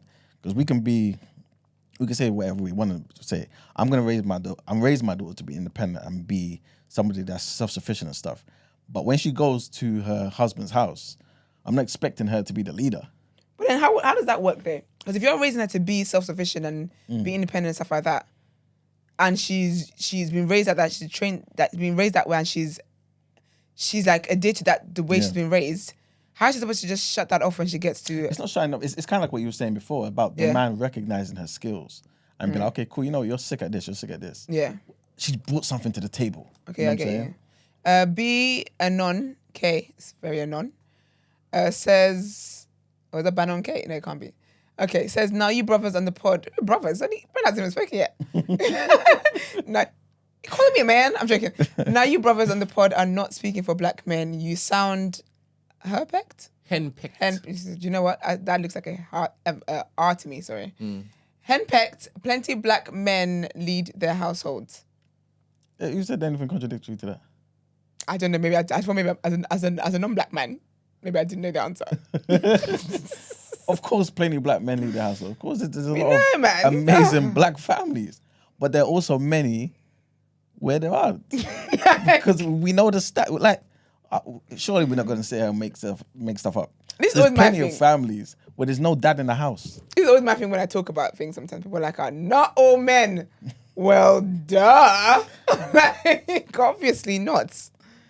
Anyway, thanks. And even Black Rob, he said self-sufficient and independence and being traditional doesn't have to be mutually exclusive. Yeah, so I'm kind of just talking about all of that sort of stuff. So you can go to your house and be an asset, a real asset to that family. You know what I'm saying? So in the same way I've always said, my mum always taught me, listen, never rely on a woman.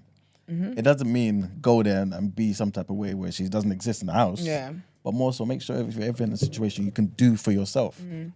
TC says, I agree with this actually, says there is no one size fits all for this subject because there are too many variables. Word. I thought you got to take on a case by case situation. And we're not all raised the same as well. That's the interesting thing. Because there's some people, some households where the man wouldn't learn how to cook and stuff like that because it's not a man's job. Yeah. But then there's households where the mum's like used to. I mean, people don't learn how to cook because you think it's a woman's job is wild. It's wild because that's what you need for, like, as an adult. Yeah. It's a survival skill. That's what you mean. It's interesting. Did Brent finish his thoughts? No, you just said you want an email to answer the question. Yeah. Is that what you're I think it was Christy that asked the question, though. As in, what did I think about it? But yeah, I just feel like a lot of black women feel, I don't know, disillusioned with certain men, innit? And I think it's because of that leadership thing. And I think it's also the reason why Valerie sent in this topic of the day. I think we talk about leadership and submissiveness way too much in this community. Let's give it a rest. Is it because, before we wrap up, is it because maybe we don't have certain... I'm definitely generalizing here, this is ridiculous. But, for example, one of the big differences between the black man and the white man in that clip was that the white man kept referring things to God. Yeah. God said this, so this is my point of view. God said this is a man, so this is how I'm seeing it. God said, you know what I'm saying? Like, it seemed to be like solid, set in stone things of what a man is, and this is my standard. These are my principles. But the black man was more so like, okay, cool, this is how I see the world. I brought up in the hood. We can both add to the table, add to this, that, and the third. It kind of seemed like, okay, cool. It's an individualistic sort of whatever works for me sort of thing. Therefore, anyone can kind of just do whatever. That means he can kind of be wash his hands of certain responsibilities. Because he can be like, okay, well, this is a shared thing here. But the white man didn't have that approach because he just kind of saw it as, well, the Bible dictated X, Y, Z for me. Stacey, what does QTNA mean? Stacey, please let me know. That's really going to bug me all day. Please let me know what that is.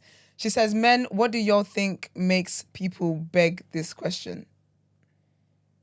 Can we actually pod today? Oh, man. We never pod for real when the topic of discussion is about men. They're laughing. I mean, we could do a part 2. I think it's easier to understand what's in your head if you come on Discord and stay. Because I'm not sure... You know, Stacey knows the way to Discord. Yeah, I'm not sure if we can answer or respond until it is that we know exactly... what your thoughts are. Yeah, what you'd like us to respond to. Marlon says... So, Brent, do you want to put on the screen, please? Yes, I will. Valerie or the day after TMB? You ain't saying my name no more. How do you want... How do you want black men... I like Marlon, you know. How do you want black men to be? I'm not complaining, by the way. That's all right, babes. How do I want black men to... I want black men to be healthy. I want black men to be healthy mentally, emotionally, physically. I want black men to remove themselves from the shackle of what society has told them masculinity looks like. That's the kind of man that I like. Maggie says, maybe play the clip again as I'm remembering different things for what the men were saying. I remember when Maggie used to call in. I remember when those good old days. What happened to Maggie calling in? Maggie? Did she have an issue or something? Was it you? Maggie. Who was it that you used to get back say her and name forth? 3 Me and times. Maggie Abby? are best friends. You definitely was Maggie. Then. But your best friend's definitely was Maggie. Is that Stacey on Discord? Hey, you know Yes. Maggie's one of us. Yes. Oh, yeah, I spoke about this already, innit? Yoruba. Oh, big up Maggie. Like, completely. Wait, you're not complete. Of course I am. You're not completely. No, blood-wise, ethnicity, she's like... Yours like is still us. up for debate. I have to meet your mum and your dad first. Like, if they say it's sent to me, you're done out. Morning, Stacey. Morning, Stacey. Well, nighttime, Stacey. I know. I'm sorry, y'all. I hate coming in here every day. I really want more people to come in. What do you and mean? talk. No, not like that, but is it... We're just waiting for you to come I to actually be in London and you can actually physically be in the studio, girl. Precisely. I know. I'm so excited. So this but is your I virtual try- remote sessions. I try to, like, you know, not encourage people to talk because I'm not advertising it in the chat, but like sometimes I tell myself, okay, it's okay to just sit in the chat and just, engage. It's not every day get on the Discord. So if I take a long time, it's because I would like to get the episode and just watch sometimes. Oh. No, you wanted to. But you can do that when you're a guest here, when you physically come in, and then you can watch the episode back. I do that already. Right after I'm done talking, I always watch it back if you didn't know this. What's your thoughts, girl? Can we pod? Like, I feel like every single time there's a discussion that's like men focused, men be quiet and then be mad when women assume things about them and then boohoo cry instead of just guiding the narrative. Like, that's annoying to me. And also, a lot of these variables be excuses. Let's just call a spade a spade. Like, a lot of them are excuses. I'm sorry. I understand the whole, we have a lot of broken homes. There are a lot of, unpresent father figures. That it's true, but it's cheap. Like, I feel like, why can't we also spend time addressing the fact that, to me, if you see your mom go through what she goes through as a single parent and not having that father figure in the house, comparing that to maybe some of your peers, it might be few of them who do have that father figure in the house, wouldn't you then grow up resenting that and then wanting to be, present? You might not know the how, like Sis, the day word. to day. Yeah. But like, I'm not hearing this. Men don't have examples in the home, so they can't. Okay, but you can also learn a lot from what not to do. Word. Like, why do men run from this topic? Just because you don't have the example in your home doesn't mean you don't have any example at all in life. Like, you can't tell me men don't have uncles who are present with their families that have, what do they call it? Not nuclear. Is it nuclear family? Is that the word? Yeah, nuclear families. Yeah. Yeah. Who don't have nuclear families. They don't have friends who they grew up with, best friends, whatever, teammates. I don't know who y'all be hanging out with as kids, like, that have nuclear families. Like, let's stop it, please. Like, to me, we just speak up. I'm begging the question, Brent, to answer what you said earlier. Can we address where this question may have come from? Because I'm just a firm believer that where there's smoke, there's fire. Nobody asked the question just for the sake of asking the question. Like, it had to have come from somewhere. What is that is making people question whether Black men want to lead?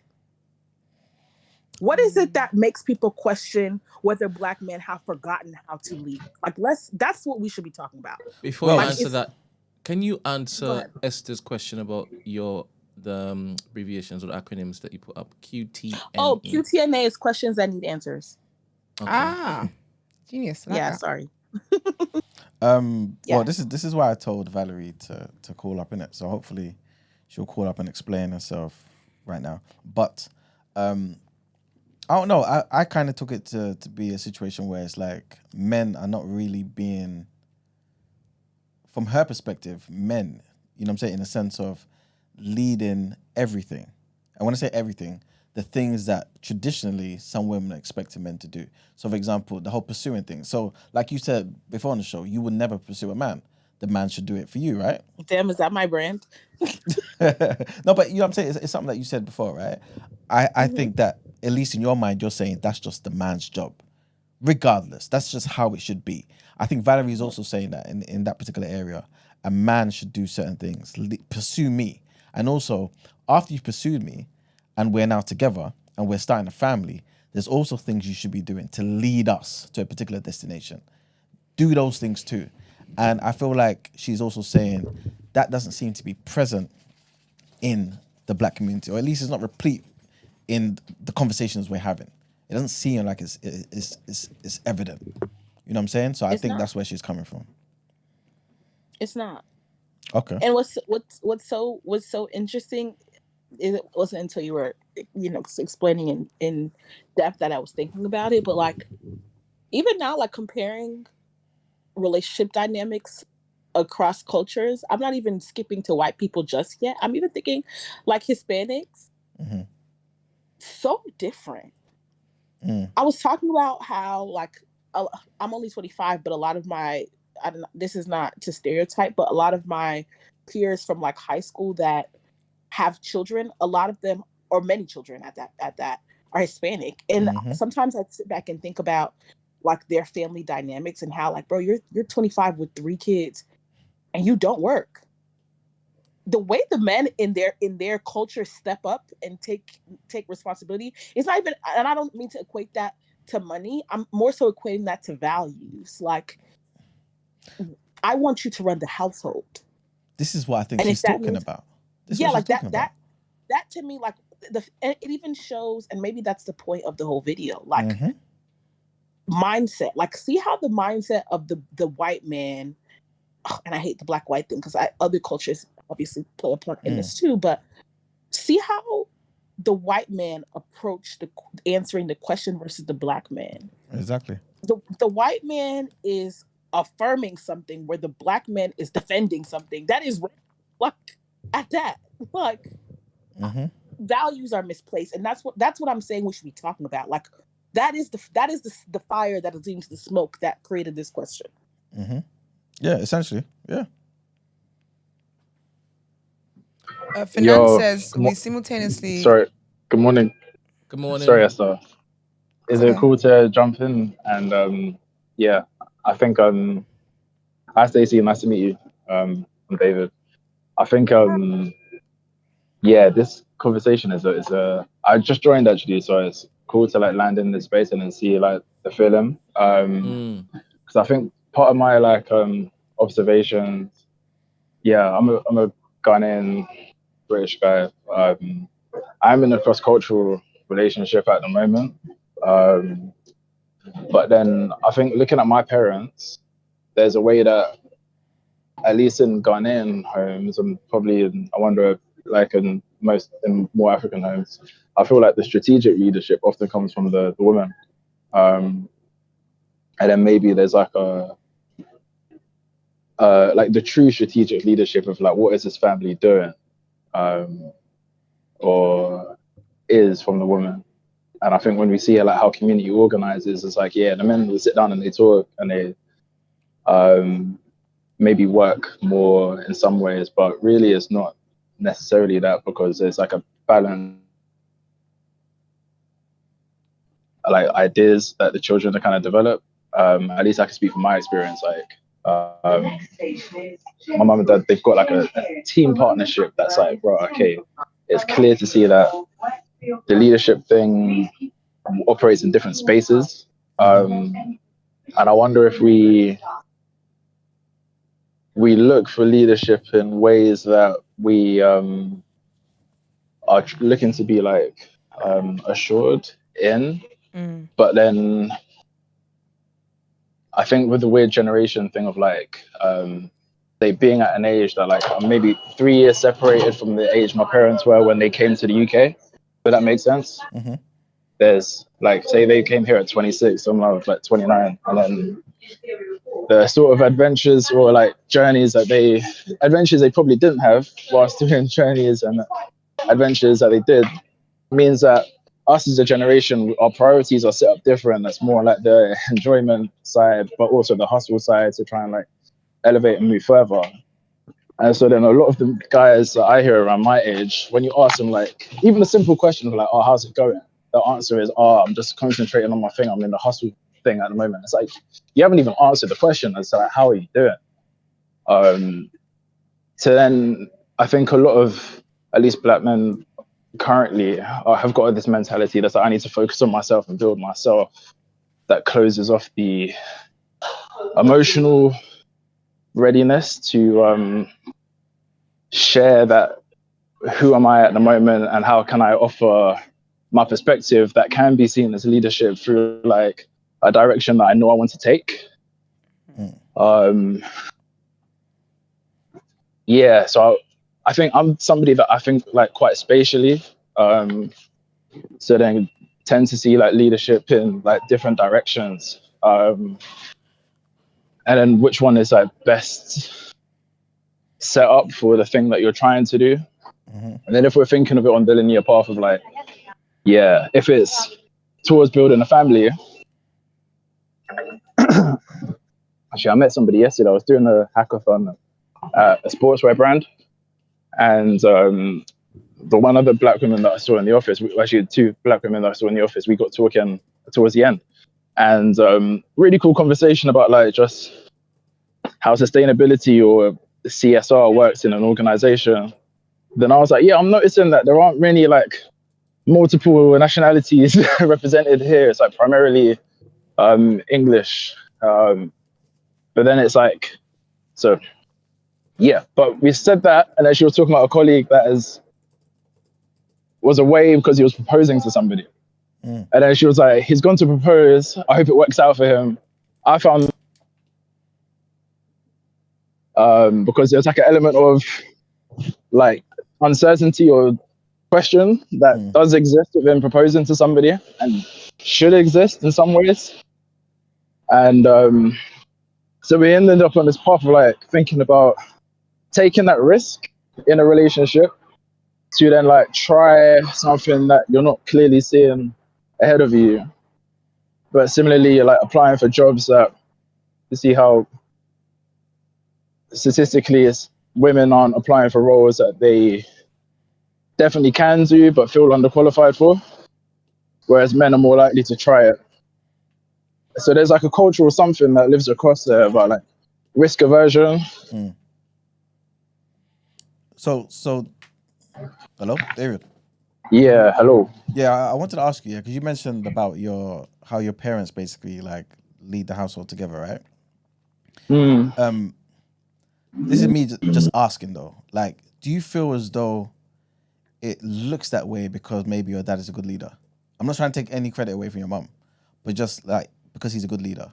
So, for example, he's recognized your mum has certain skills, and it's like, okay, cool. I'm gonna come to you to discuss X, Y, and Z because I know and value your input, and also your mum feels safe and confident in his abilities. Because yeah, I think yeah, go on. Yeah, and I think that's what's fun about it, because like if you look at, I try to look at relationships as like primarily friendships, and then choosing. I think they're also based on how I see my parents and their ways, but there's like the roughness of, you said this, you're annoying.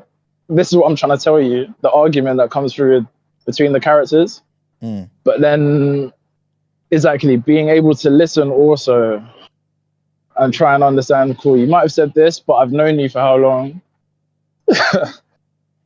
You might actually mean this, but then you could be wrong completely. So there's still like a lot of uncertainty in it, but I think they probably do know how to exactly listen and come into it together. And that is definitely a key thing that I think, let's say, like I'll call out like Backchat London as an example of ways that we've heard conversations running for hours and people aren't listening. And yeah, it's entertaining, and at some point we get to a feeling, or maybe we just get to express the feelings in the room. But that leadership coming from understanding what, I guess we all do it in the workplace, but then how do we not feel contrived and do it in the workplace, because it's a natural part of like how we want to interact with people. And if we're able to do that in the home, then, because for sure that thing of say like meals being provided in the kitchen, say like a family party, it's mostly like women in the kitchen, and then you might have some boys that are like, yeah, I enjoy being in the space with my aunts, and this is where some of the real conversations are happening. But then also you've got your uncles that are also having real conversations in like the corridor or outside or something like that too. But over the years, as you're growing up in particular, most of the conversations might be across the age groups, like how's school, how's uni, have you got a girlfriend, football.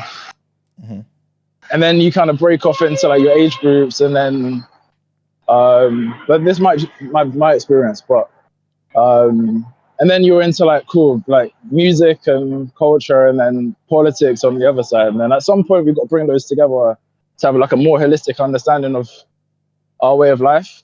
100%. We have to wrap up in a minute, yeah. But I do want to ask this quick question. You said you're dating somebody who's from a different culture, yeah? Do you mind saying what country that is? So yeah, they actually, it's more like we're this like a teamwork. We say we're friends more, but that's something about the complication of it. Hey, brother. Guilty as charged. Which culture? Guilty as charged. Which culture? Sorry. So they're Palestinian. Okay. All right. Yeah. Okay. So yeah, go on. I think there's something about like an attitude, a partnership. Mm-hmm. And then I think for me it's strange. Like I've definitely got like black women in my life that we're very close, and there's like a strong friendship that could be relationship, but there's like almost a patience of it. That's like we both want to contribute to the growth of each person and look at it like a knowing that there's a really interesting like feeling of cool. Well, like a deep like knowing that we're here for one another. What is this your friend? You don't need to date. That's why he told you that it's giving like they talk like they're friends. He did say. All right, so he did say. So is this solely a friend? Is this solely a friend? It's solely a friend. Like what do you say solely a friend? Like a Willy, bro. His friends and benefits. All right, so you're benefiting. Yeah, cool. So it's one of these like the description often is to help somebody else who's trying to relate to the person you're talking about. My friend. I see why you and your colleagues were acting shocked that someone went to get proposed. Thank you, David. Yeah, man. Talk about what finance said. I want to talk about this. It says we simultaneously, right? Talk about toxic masculinity and man being too feminine, and now you're confused at the outcome. Who is this directed at? You do. Which gender?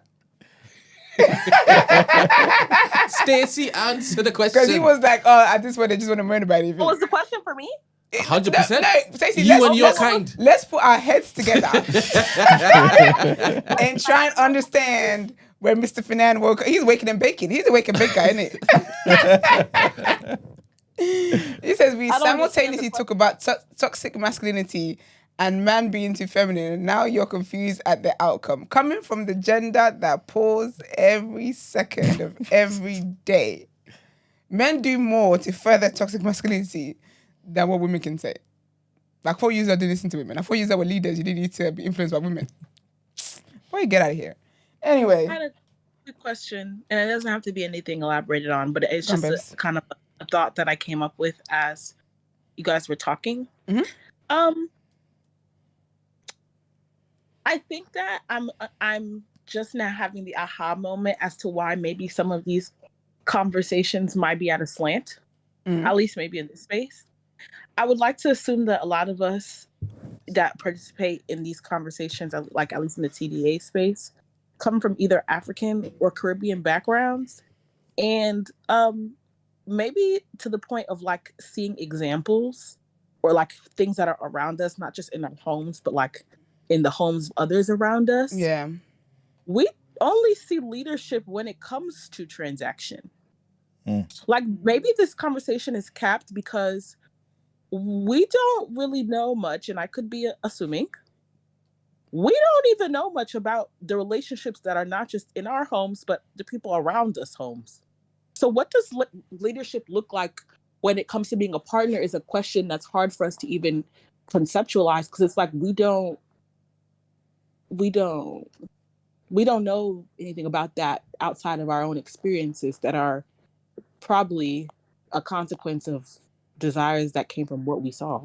But you may not know the detail, but surely you kind of know. Okay, cool. You know what I mean? No. This is the, I don't know, the main figure, the leading figure. Up, I would like to think that I'm saying, I think, and I'm pretty sure I can say with my chest that I know how my parents show up as my parents and how my parents show up in their relationship. I hope to God is two different things.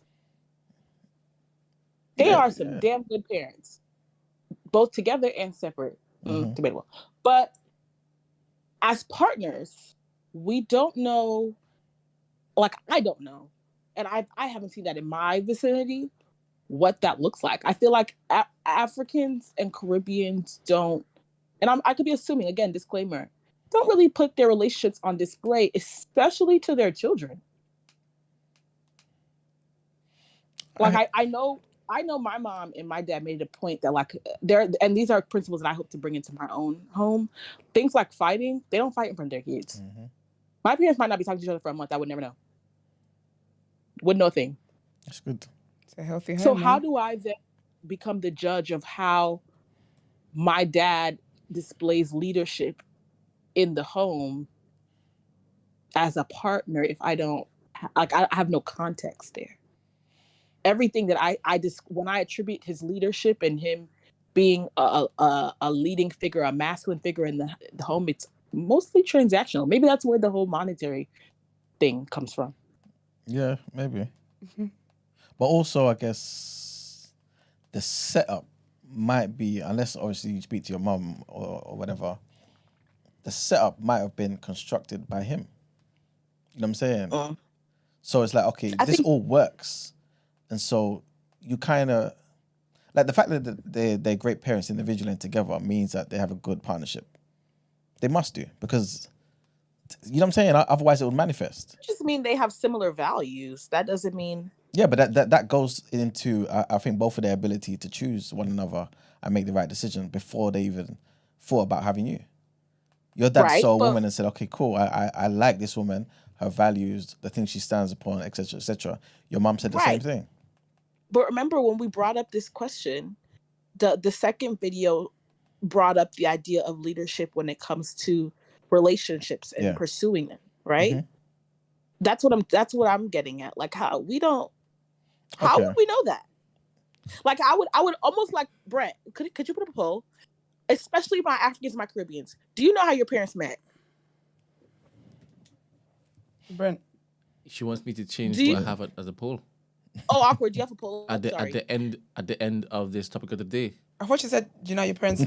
Oh, you asking to put a poll up, or you asking Brent if he knows how his parents met? No, I'm saying we should put a poll up.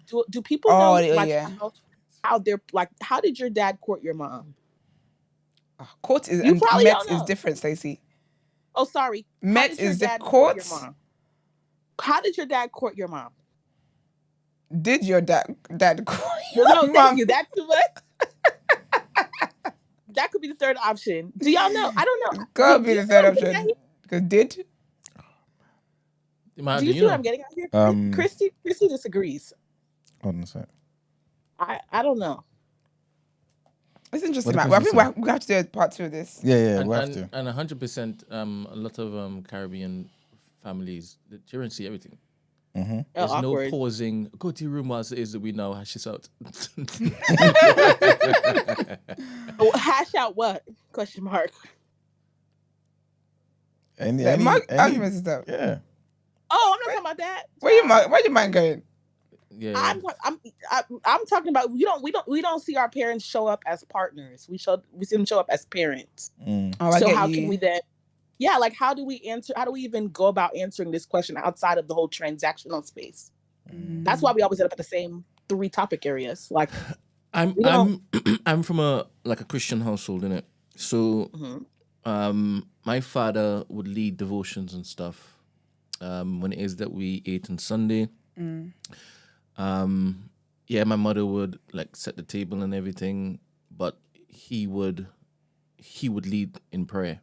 So we saw examples of that type of leadership within our household. I can't speak for all West Indian or Trinidadian households, but from my friends who are West Indian, they saw the same thing. And arguments, it happens. Like if it is, we happen to walk in on something, it's not paused. You get to walk out there. In fact, sometimes you would see, like, my mother, she would take note. My father's not letting up. She would take note. Said I got stuff and she would that bring it, yeah, and she would look to, yeah. I don't know if it is subconsciously. My mother's like, they can't see this side. and me looking to basically do this particular Yeah. thing because they should have an image of their father in their head. Yes. And I know me being here. Oh, that's why she's doing it. I believe so. And it's my mother's like fiercely Yeah. like, religious, like fiercely. That's showing up as a parent. Like the devotion thing, I'm not quite sure where that falls, but like I'm talking about your parents' partnership, your parents. But that's what he's talking about, though. This is part of That it. example, that his mum doesn't want her children to see her disrespecting their father, Yes. who is the leader of the home. This is all part of it. So that's why that's a parental decision. Talk to me about the difference. Your mom probably didn't want that, similar to mine, because my mom is the exact same. Because your mom didn't want you to have an image of your dad when maybe as a partner he had shortcomings. So to protect you from that image, and you have the image that she wants you to have, you love your dad, you don't doubt your dad. So you're saying that if she wanted to show us their relationship, she would have basically done exactly what she wanted to do in that moment. Is that what you're saying? No, what I'm saying there was no is kids. I think we don't see our parents as we see them as parents, how they present as parents, and they often do a lot to protect our purview of them for each other as parents. Do you know what's interesting? So we don't see, yeah. I would have thought she's doing it not to protect. Obviously, we're just assuming about your mom now, but not to protect their dad's image. It sounds like she's trying to protect her image, where you're not going to see her as somebody that disrespects their father, because the father's the authority figure in the household. So you're not going to see me disrespect him, because that can trickle down. If you see as mommy disrespects dad, you might that could start something. So I would have thought the way it sounds as though she cares more about how she's perceived as to respecting this authority figure that we all know is authority figure in the house, more than her children getting a glimpse of a different side to their father they've never seen before. But we keep bringing up the house. Pardon me if I'm not doing a good job making myself just continue. You will get us to understand just in a minute. Just continue using different words. What I'm saying is the examples that we keep bringing up about leadership and masculinity in the home. Let me just speak for African, because maybe I'm not understanding the Caribbean perfectly. I'm not Caribbean, right? I think that because our parents do not show, I don't want to say affection and love, because it's not just that. We don't know how our parents interact as partners outside of being parents. All right. Earlier, when the two videos are paralleling leadership, like what leadership looks like, what masculinity looks like, and then the second video talked about how that trickles into dating and relationships. All right. So give me an example. Give me an example of what they can show us, absent me being their son. What? Can I say one thing? I think to some degree, maybe Stacey's kind of saying that though, Brent, that it's kind of impossible because now they are parents. No, but you have the information. I think it's impossible. You're saying it's not being shown to the kids, but what isn't being shown to the kids? So basically, like the way the mom and dad would behave if kids didn't exist isn't what happens. So you can't see how they interact as just two people in a relationship. When you say two people in a relationship, give me examples of what characteristics. Okay. Maybe like she kind of said, like, you know, the whole lovey-dubs. All right. So as in how they love each other. Yeah. As in how they show it emotionally, physically. You're right? Maybe, and also see that. And also how they deal with maybe conflict. All right. So conflict resolution. Yeah. I see that too. Yeah, but in your example, I think Stacey's basically saying, based on what you were saying, that maybe your mum refused to do certain things because of the kids. If the kids weren't there, would she have behaved differently? And that's why I asked, do you, in following through what she would like, the mother would not look to back down there and continuously have that fight in purview of the kids, in front of the kids? Is that the example you'd prefer to see? You'd prefer to see? Because I saw that too. But did Stacey land her point? No, but I think Iman is on track, but not quite. Okay, I don't think it ends. It ends with when you came as their child. Despite having kids, your parents are still in a relationship. Like if they're people, I would like to think my mom and dad are individuals outside of the fact that they are moms and dads.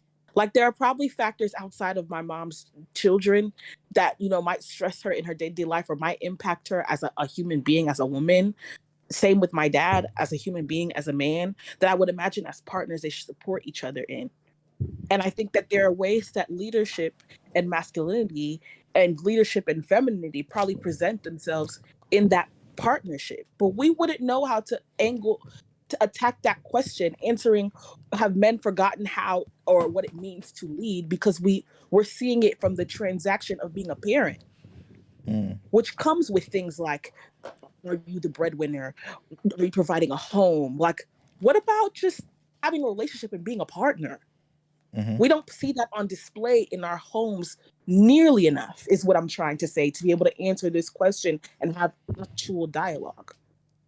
I think this is why I was also saying, is it really possible in every way that we would like to see? So, for example, let's just say if we were able to see your mom and dad interacting for 3 years prior to you being born.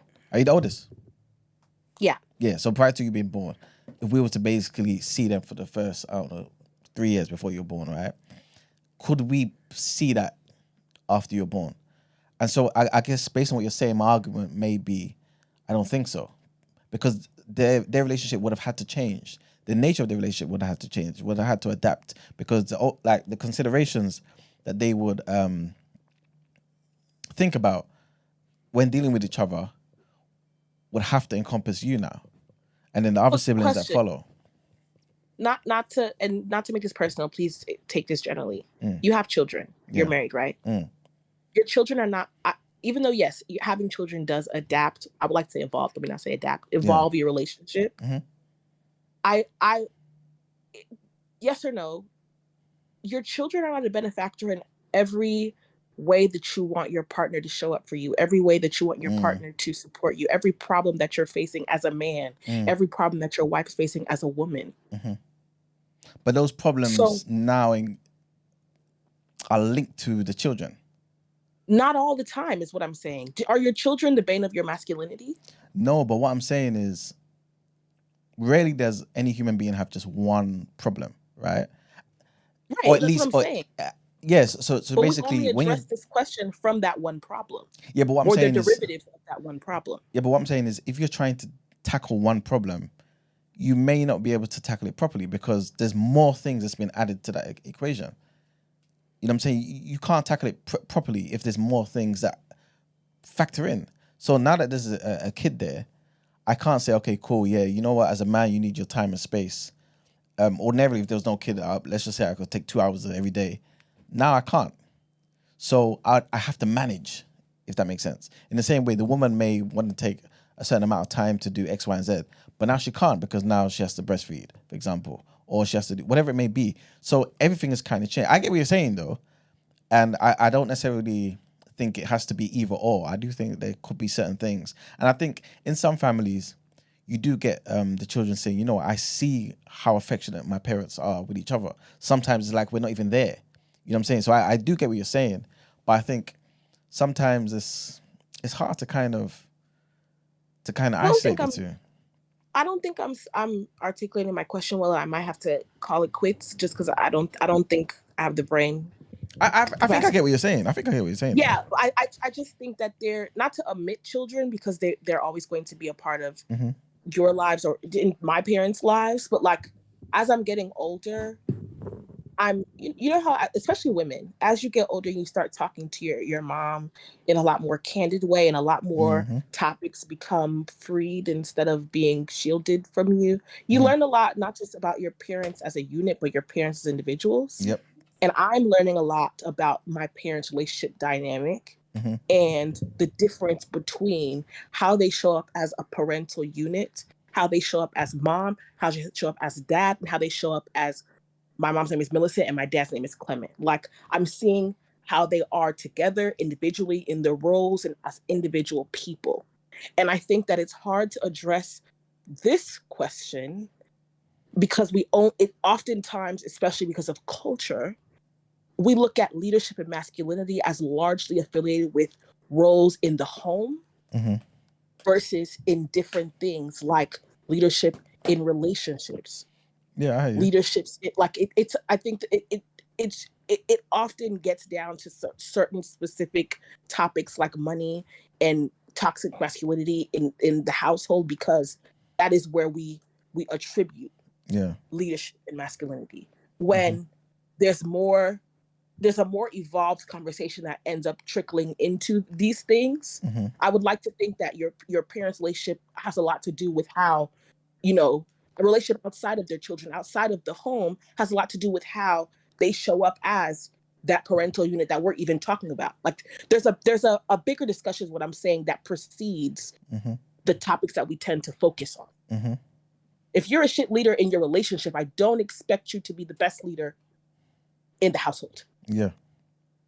And that's what I'm saying or it might be the opposite. You might be a shit leader as a parent, as a partner, but as a parent, you might have shortcomings that might be, indicated from how you show up as a partner, but you might prioritize the family unit a little bit differently. And you know what I'm saying? Like that's what I mean by we cap the conversation sometimes. And maybe I don't have the right words to explain it, but hopefully you guys catch a little bit of my drift. I get what you're saying. Anyways. Thank you very much for that, Stacey. Thanks, Stacey. Of course. Appreciate you. Yep. All right, people, let's get into more headlines.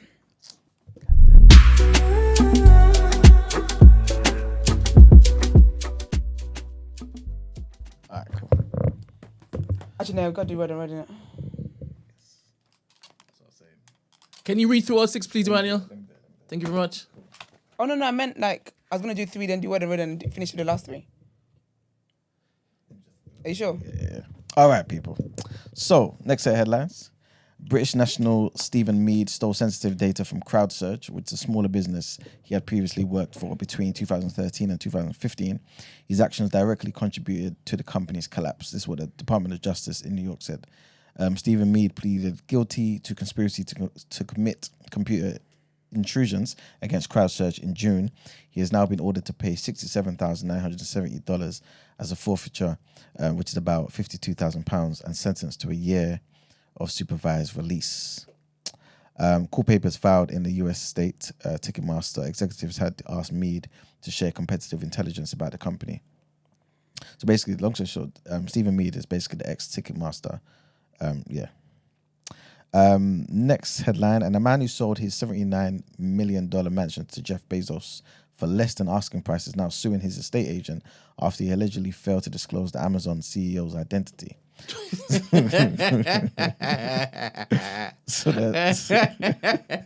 Gotcha. So the seller alleges real estate brokerage Douglas Elliman, which handled both sides of the transaction, misled him and at one point denied Bezos was the buyer. Bezos secured a $6 million discount, which, on a 7-bedroom property after negotiating the price while concealing his identity. The seller, toy company co-founder Leo Chris, listed the waterfront company, which boasts a wine cellar, library, and a theater for $85 million in May of last year. The mansion is set on a private island near Miami, dubbed the Billionaire Bunker, which also counts Tom Brady and Ivanka Trump amongst its residents. You want to talk about greed?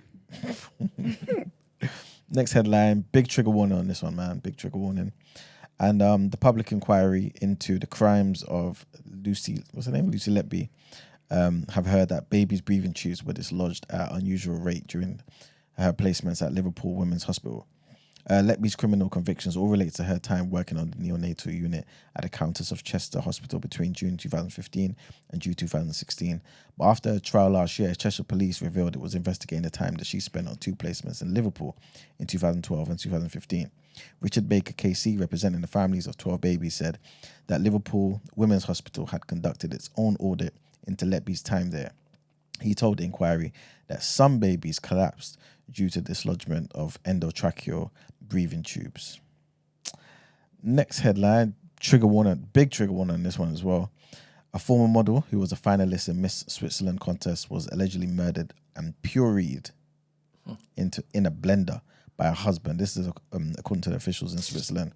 Christina Jokismovic, who's 38 or was 38, was found dead in her home in Binningen near Basel in Sweden in February last year. According to a local news outlet, a man named Thomas, 41 years old, had an appeal for release from custody denied by the federal court in Lausanne on Wednesday after he reportedly confessed to killing his wife, with whom he had 2 children. The outlet said that he admitted to killing during a crime reconstruction in March and claimed it was in self-defense after she attacked him with a knife. The same outlet, BZ Basel, said that the ruling from the court held Miss Joksimovic was strangled to death. An autopsy report included in the ruling said that her body was then dismembered in the laundry room with a jigsaw, knife and garden shears. It added that body parts were then chopped up with a hand blender, pureed and dissolved in a chemical solution. Next headline, at least 100 flights to and from London Gatwick have been cancelled by the latest bouts of staff shortages in the airport's control tower. This is disrupting the travel plans of 15,000 passengers and costing airlines millions of pounds. According to NATS, which is the air traffic control provider that runs the tower, temporary air traffic restrictions are currently in place at the airport in order to maintain safety. EasyJet, which has its main base at London Gatwick, incurred about 2/3 of the cancellations. At least 64 EasyJet arrivals and departures have been grounded on one of the busiest and most lucrative days of the summer. I got an email basically saying I could be due some compensation for this nonsense, because, but long story short, it doesn't apply to me. I bought a flight by mistake. I got the times wrong. I then bought the right one, called up EasyJet, cancelled it. Just realised as we were starting the show, the one I bought by mistake got delayed, and I would have been entitled to getting like double the amount of money if I didn't cancel it. So yeah, missed out. Because you're doing chants, not prayers. But I might try and finagle. That's annoying. And the last headline is about Kylian Mbappe. He wins the French league ruling for $61 million unpaid PSG wages. So the French league's legal commission has ordered Paris Saint-Germain to pay Mbappe the 55 million euros in unpaid wages that he claims he's entitled to. This is what happened yesterday. The league confirmed the decision without more details a day after the France superstar rejected the mediation offered by the commission in his dispute with his former club. PSG officials and Mbappe's representatives met in Paris on Wednesday after Mbappe asked the commission to get involved. Mbappe joined Real Madrid this summer on a free transfer. After the meeting, Mbappe's representatives explained that the France striker had asked the commission to take note of the non-payment of 3 months' salary and the last third of a loyalty bonus. PSG does not intend to pay and announced that it will take further legal action. And that's it for our headlines, people. Time to pay them bills. Thank you. Let's get into Word on Road.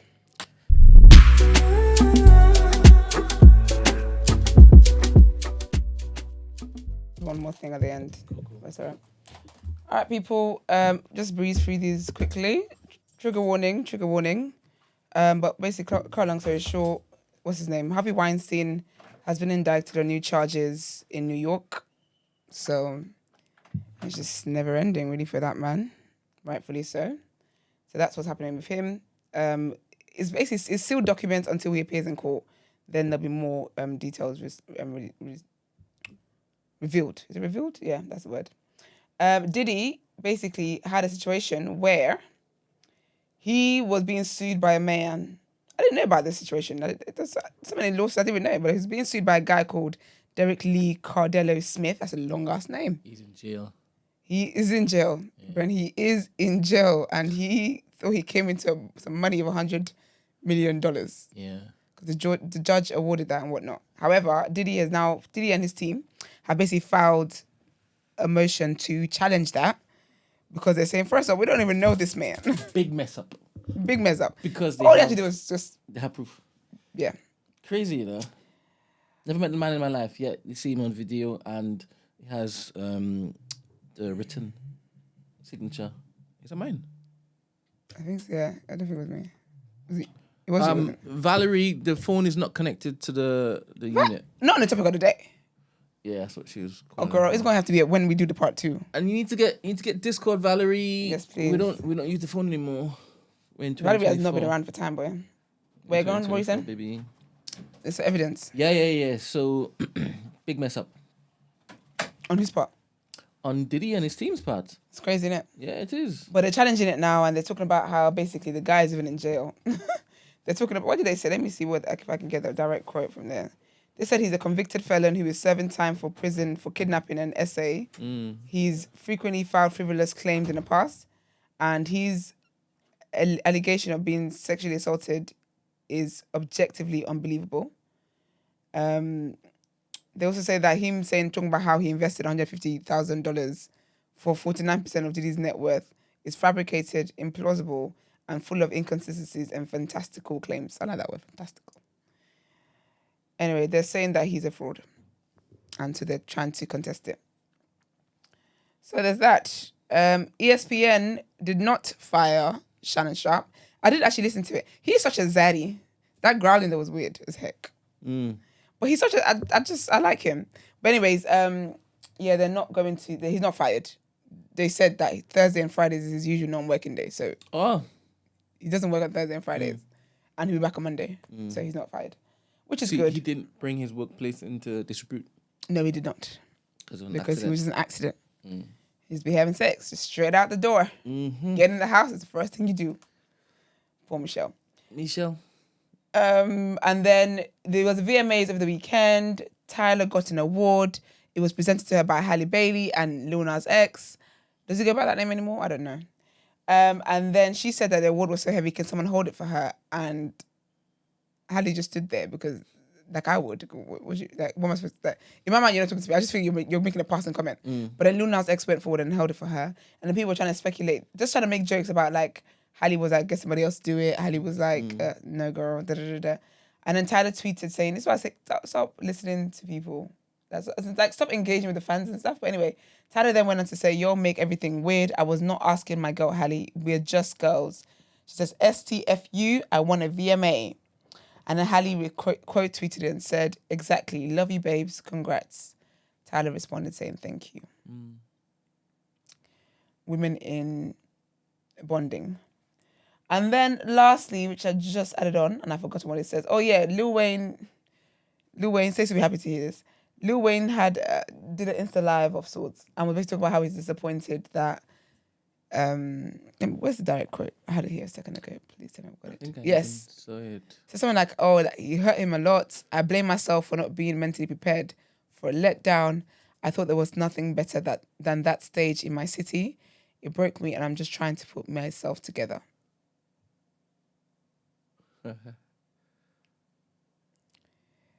Do you see what he looks like in this video? Yeah, I'm going to try and play it now. Thank you, Brent. Speed it up, that'd be great. Because he talks so slow, it makes me want to throw up. Oh, yeah. Right, let's see. Turn into there's your words turn into arms and it held me up when this is 1.5. I tried to fall back.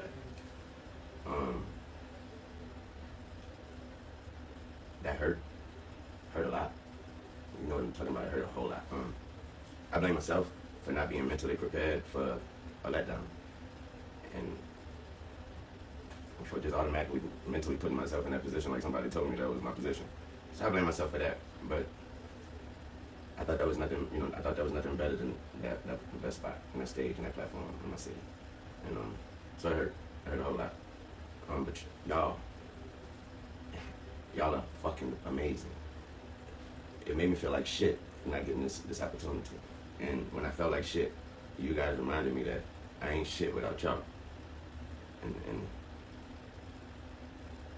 that's an amazing reality. So, like I said, it broke me, and I'm just trying to put me back together. But my God, have you all helped me. Thanks to all my peers, my friends, my family, my homies on sports television, everybody repping me. I really appreciate that. I really do. I feel like I let all of y'all down by not getting that opportunity. But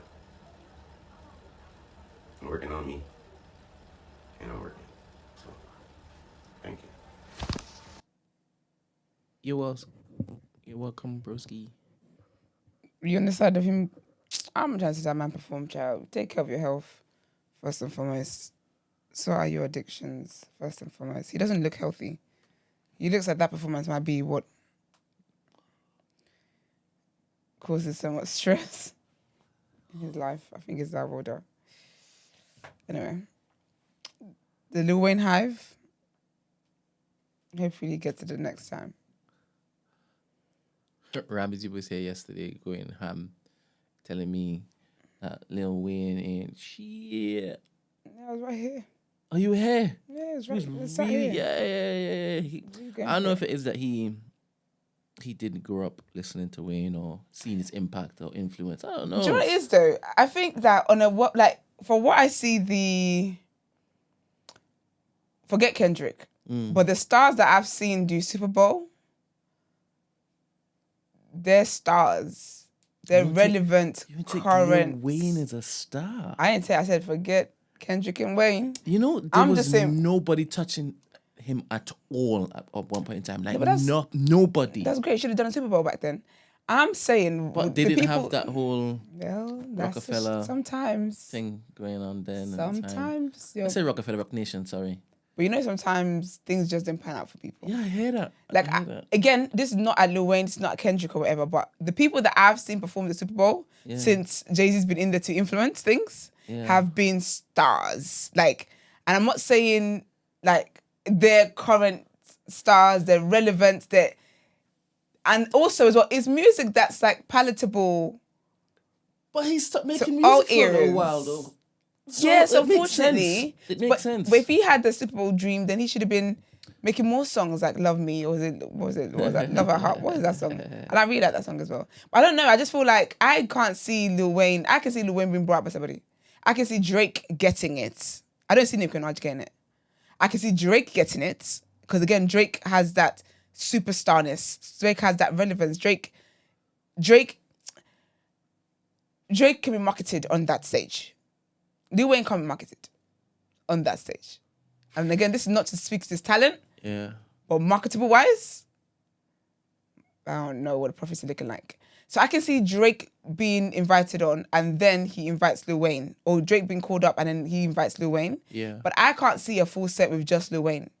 I can't even see a Cash Money one. I can't, and I don't want to. But that's just my thoughts. That's my thoughts. I haven't spoken with my full chest because I'd like to go. Anyways, yeah, that's it. Can you remember any of the ones that have done Super Bowl since Jay-Z's been Beyonce? It wasn't even Beyonce. So I swear it was Beyonce and Bruno Mars. And I think I had Coldplay as well. Okay. We've had Rihanna. We've had Usher. Okay. We've had, who else is there? I think that's it. Coldplay. Yeah. You understand Coldplay? I said Coldplay. Huh? I said Coldplay. No, you understand Coldplay though, right? I mean, I understand. They speak English, don't they? No, as to why I can they've understand done the why. Super Bowl. Yeah.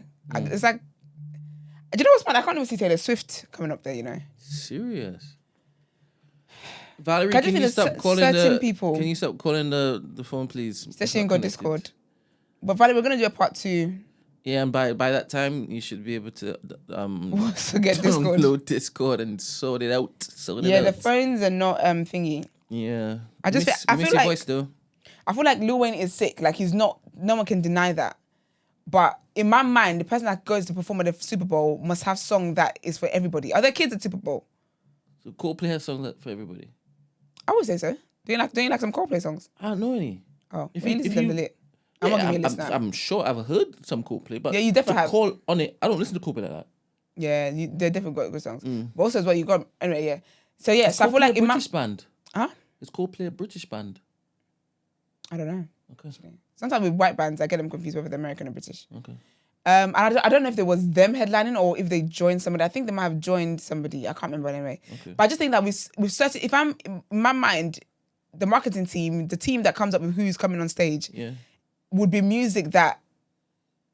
Do you know what I mean? Like music that transcends different generations. And I believe that Lil Wayne definitely has those. I don't think so. And I'm thinking you're saying that because you don't really listen to Lil Wayne. No, but I know his songs though. And I'm talking about the features as well.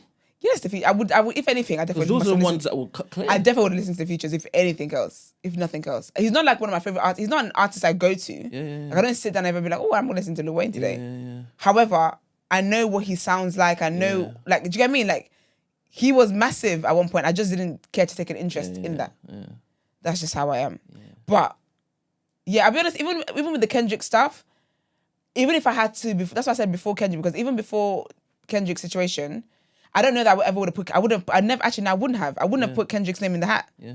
So I'm not. So I can't. I'm not going to dispute what Stacey was saying yesterday, which is that it's possibly fueled by the whole Drake thing. I'm not going to dispute that because I do think that I never would have put Kendrick's name in the hat either. Yeah. I just think certain artists, when I think about the Super Bowl performance, they're not who comes to mind. Yeah.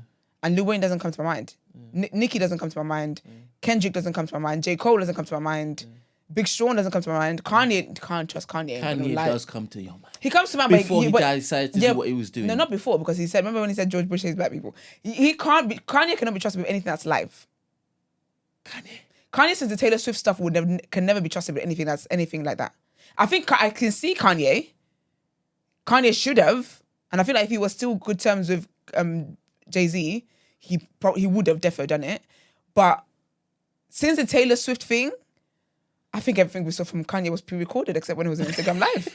He can't be trusted. Cannot be trusted. Kanye. Have you seen how he does his concerts? He just rants. He just yaps at them. Yo, his concerts are monumental. They are, but there are Kanye heads there who are very excited to hear him preach about foolishness. And then then he'll start doing that church service thing, that cult that he was running. Anyway. Sunday service. Sunday service indeed. All right. That's my thoughts. That's Okey-dokey. it for Word on Road. What we do next? Let's get into the wrap up. Wrap it up, please. All right.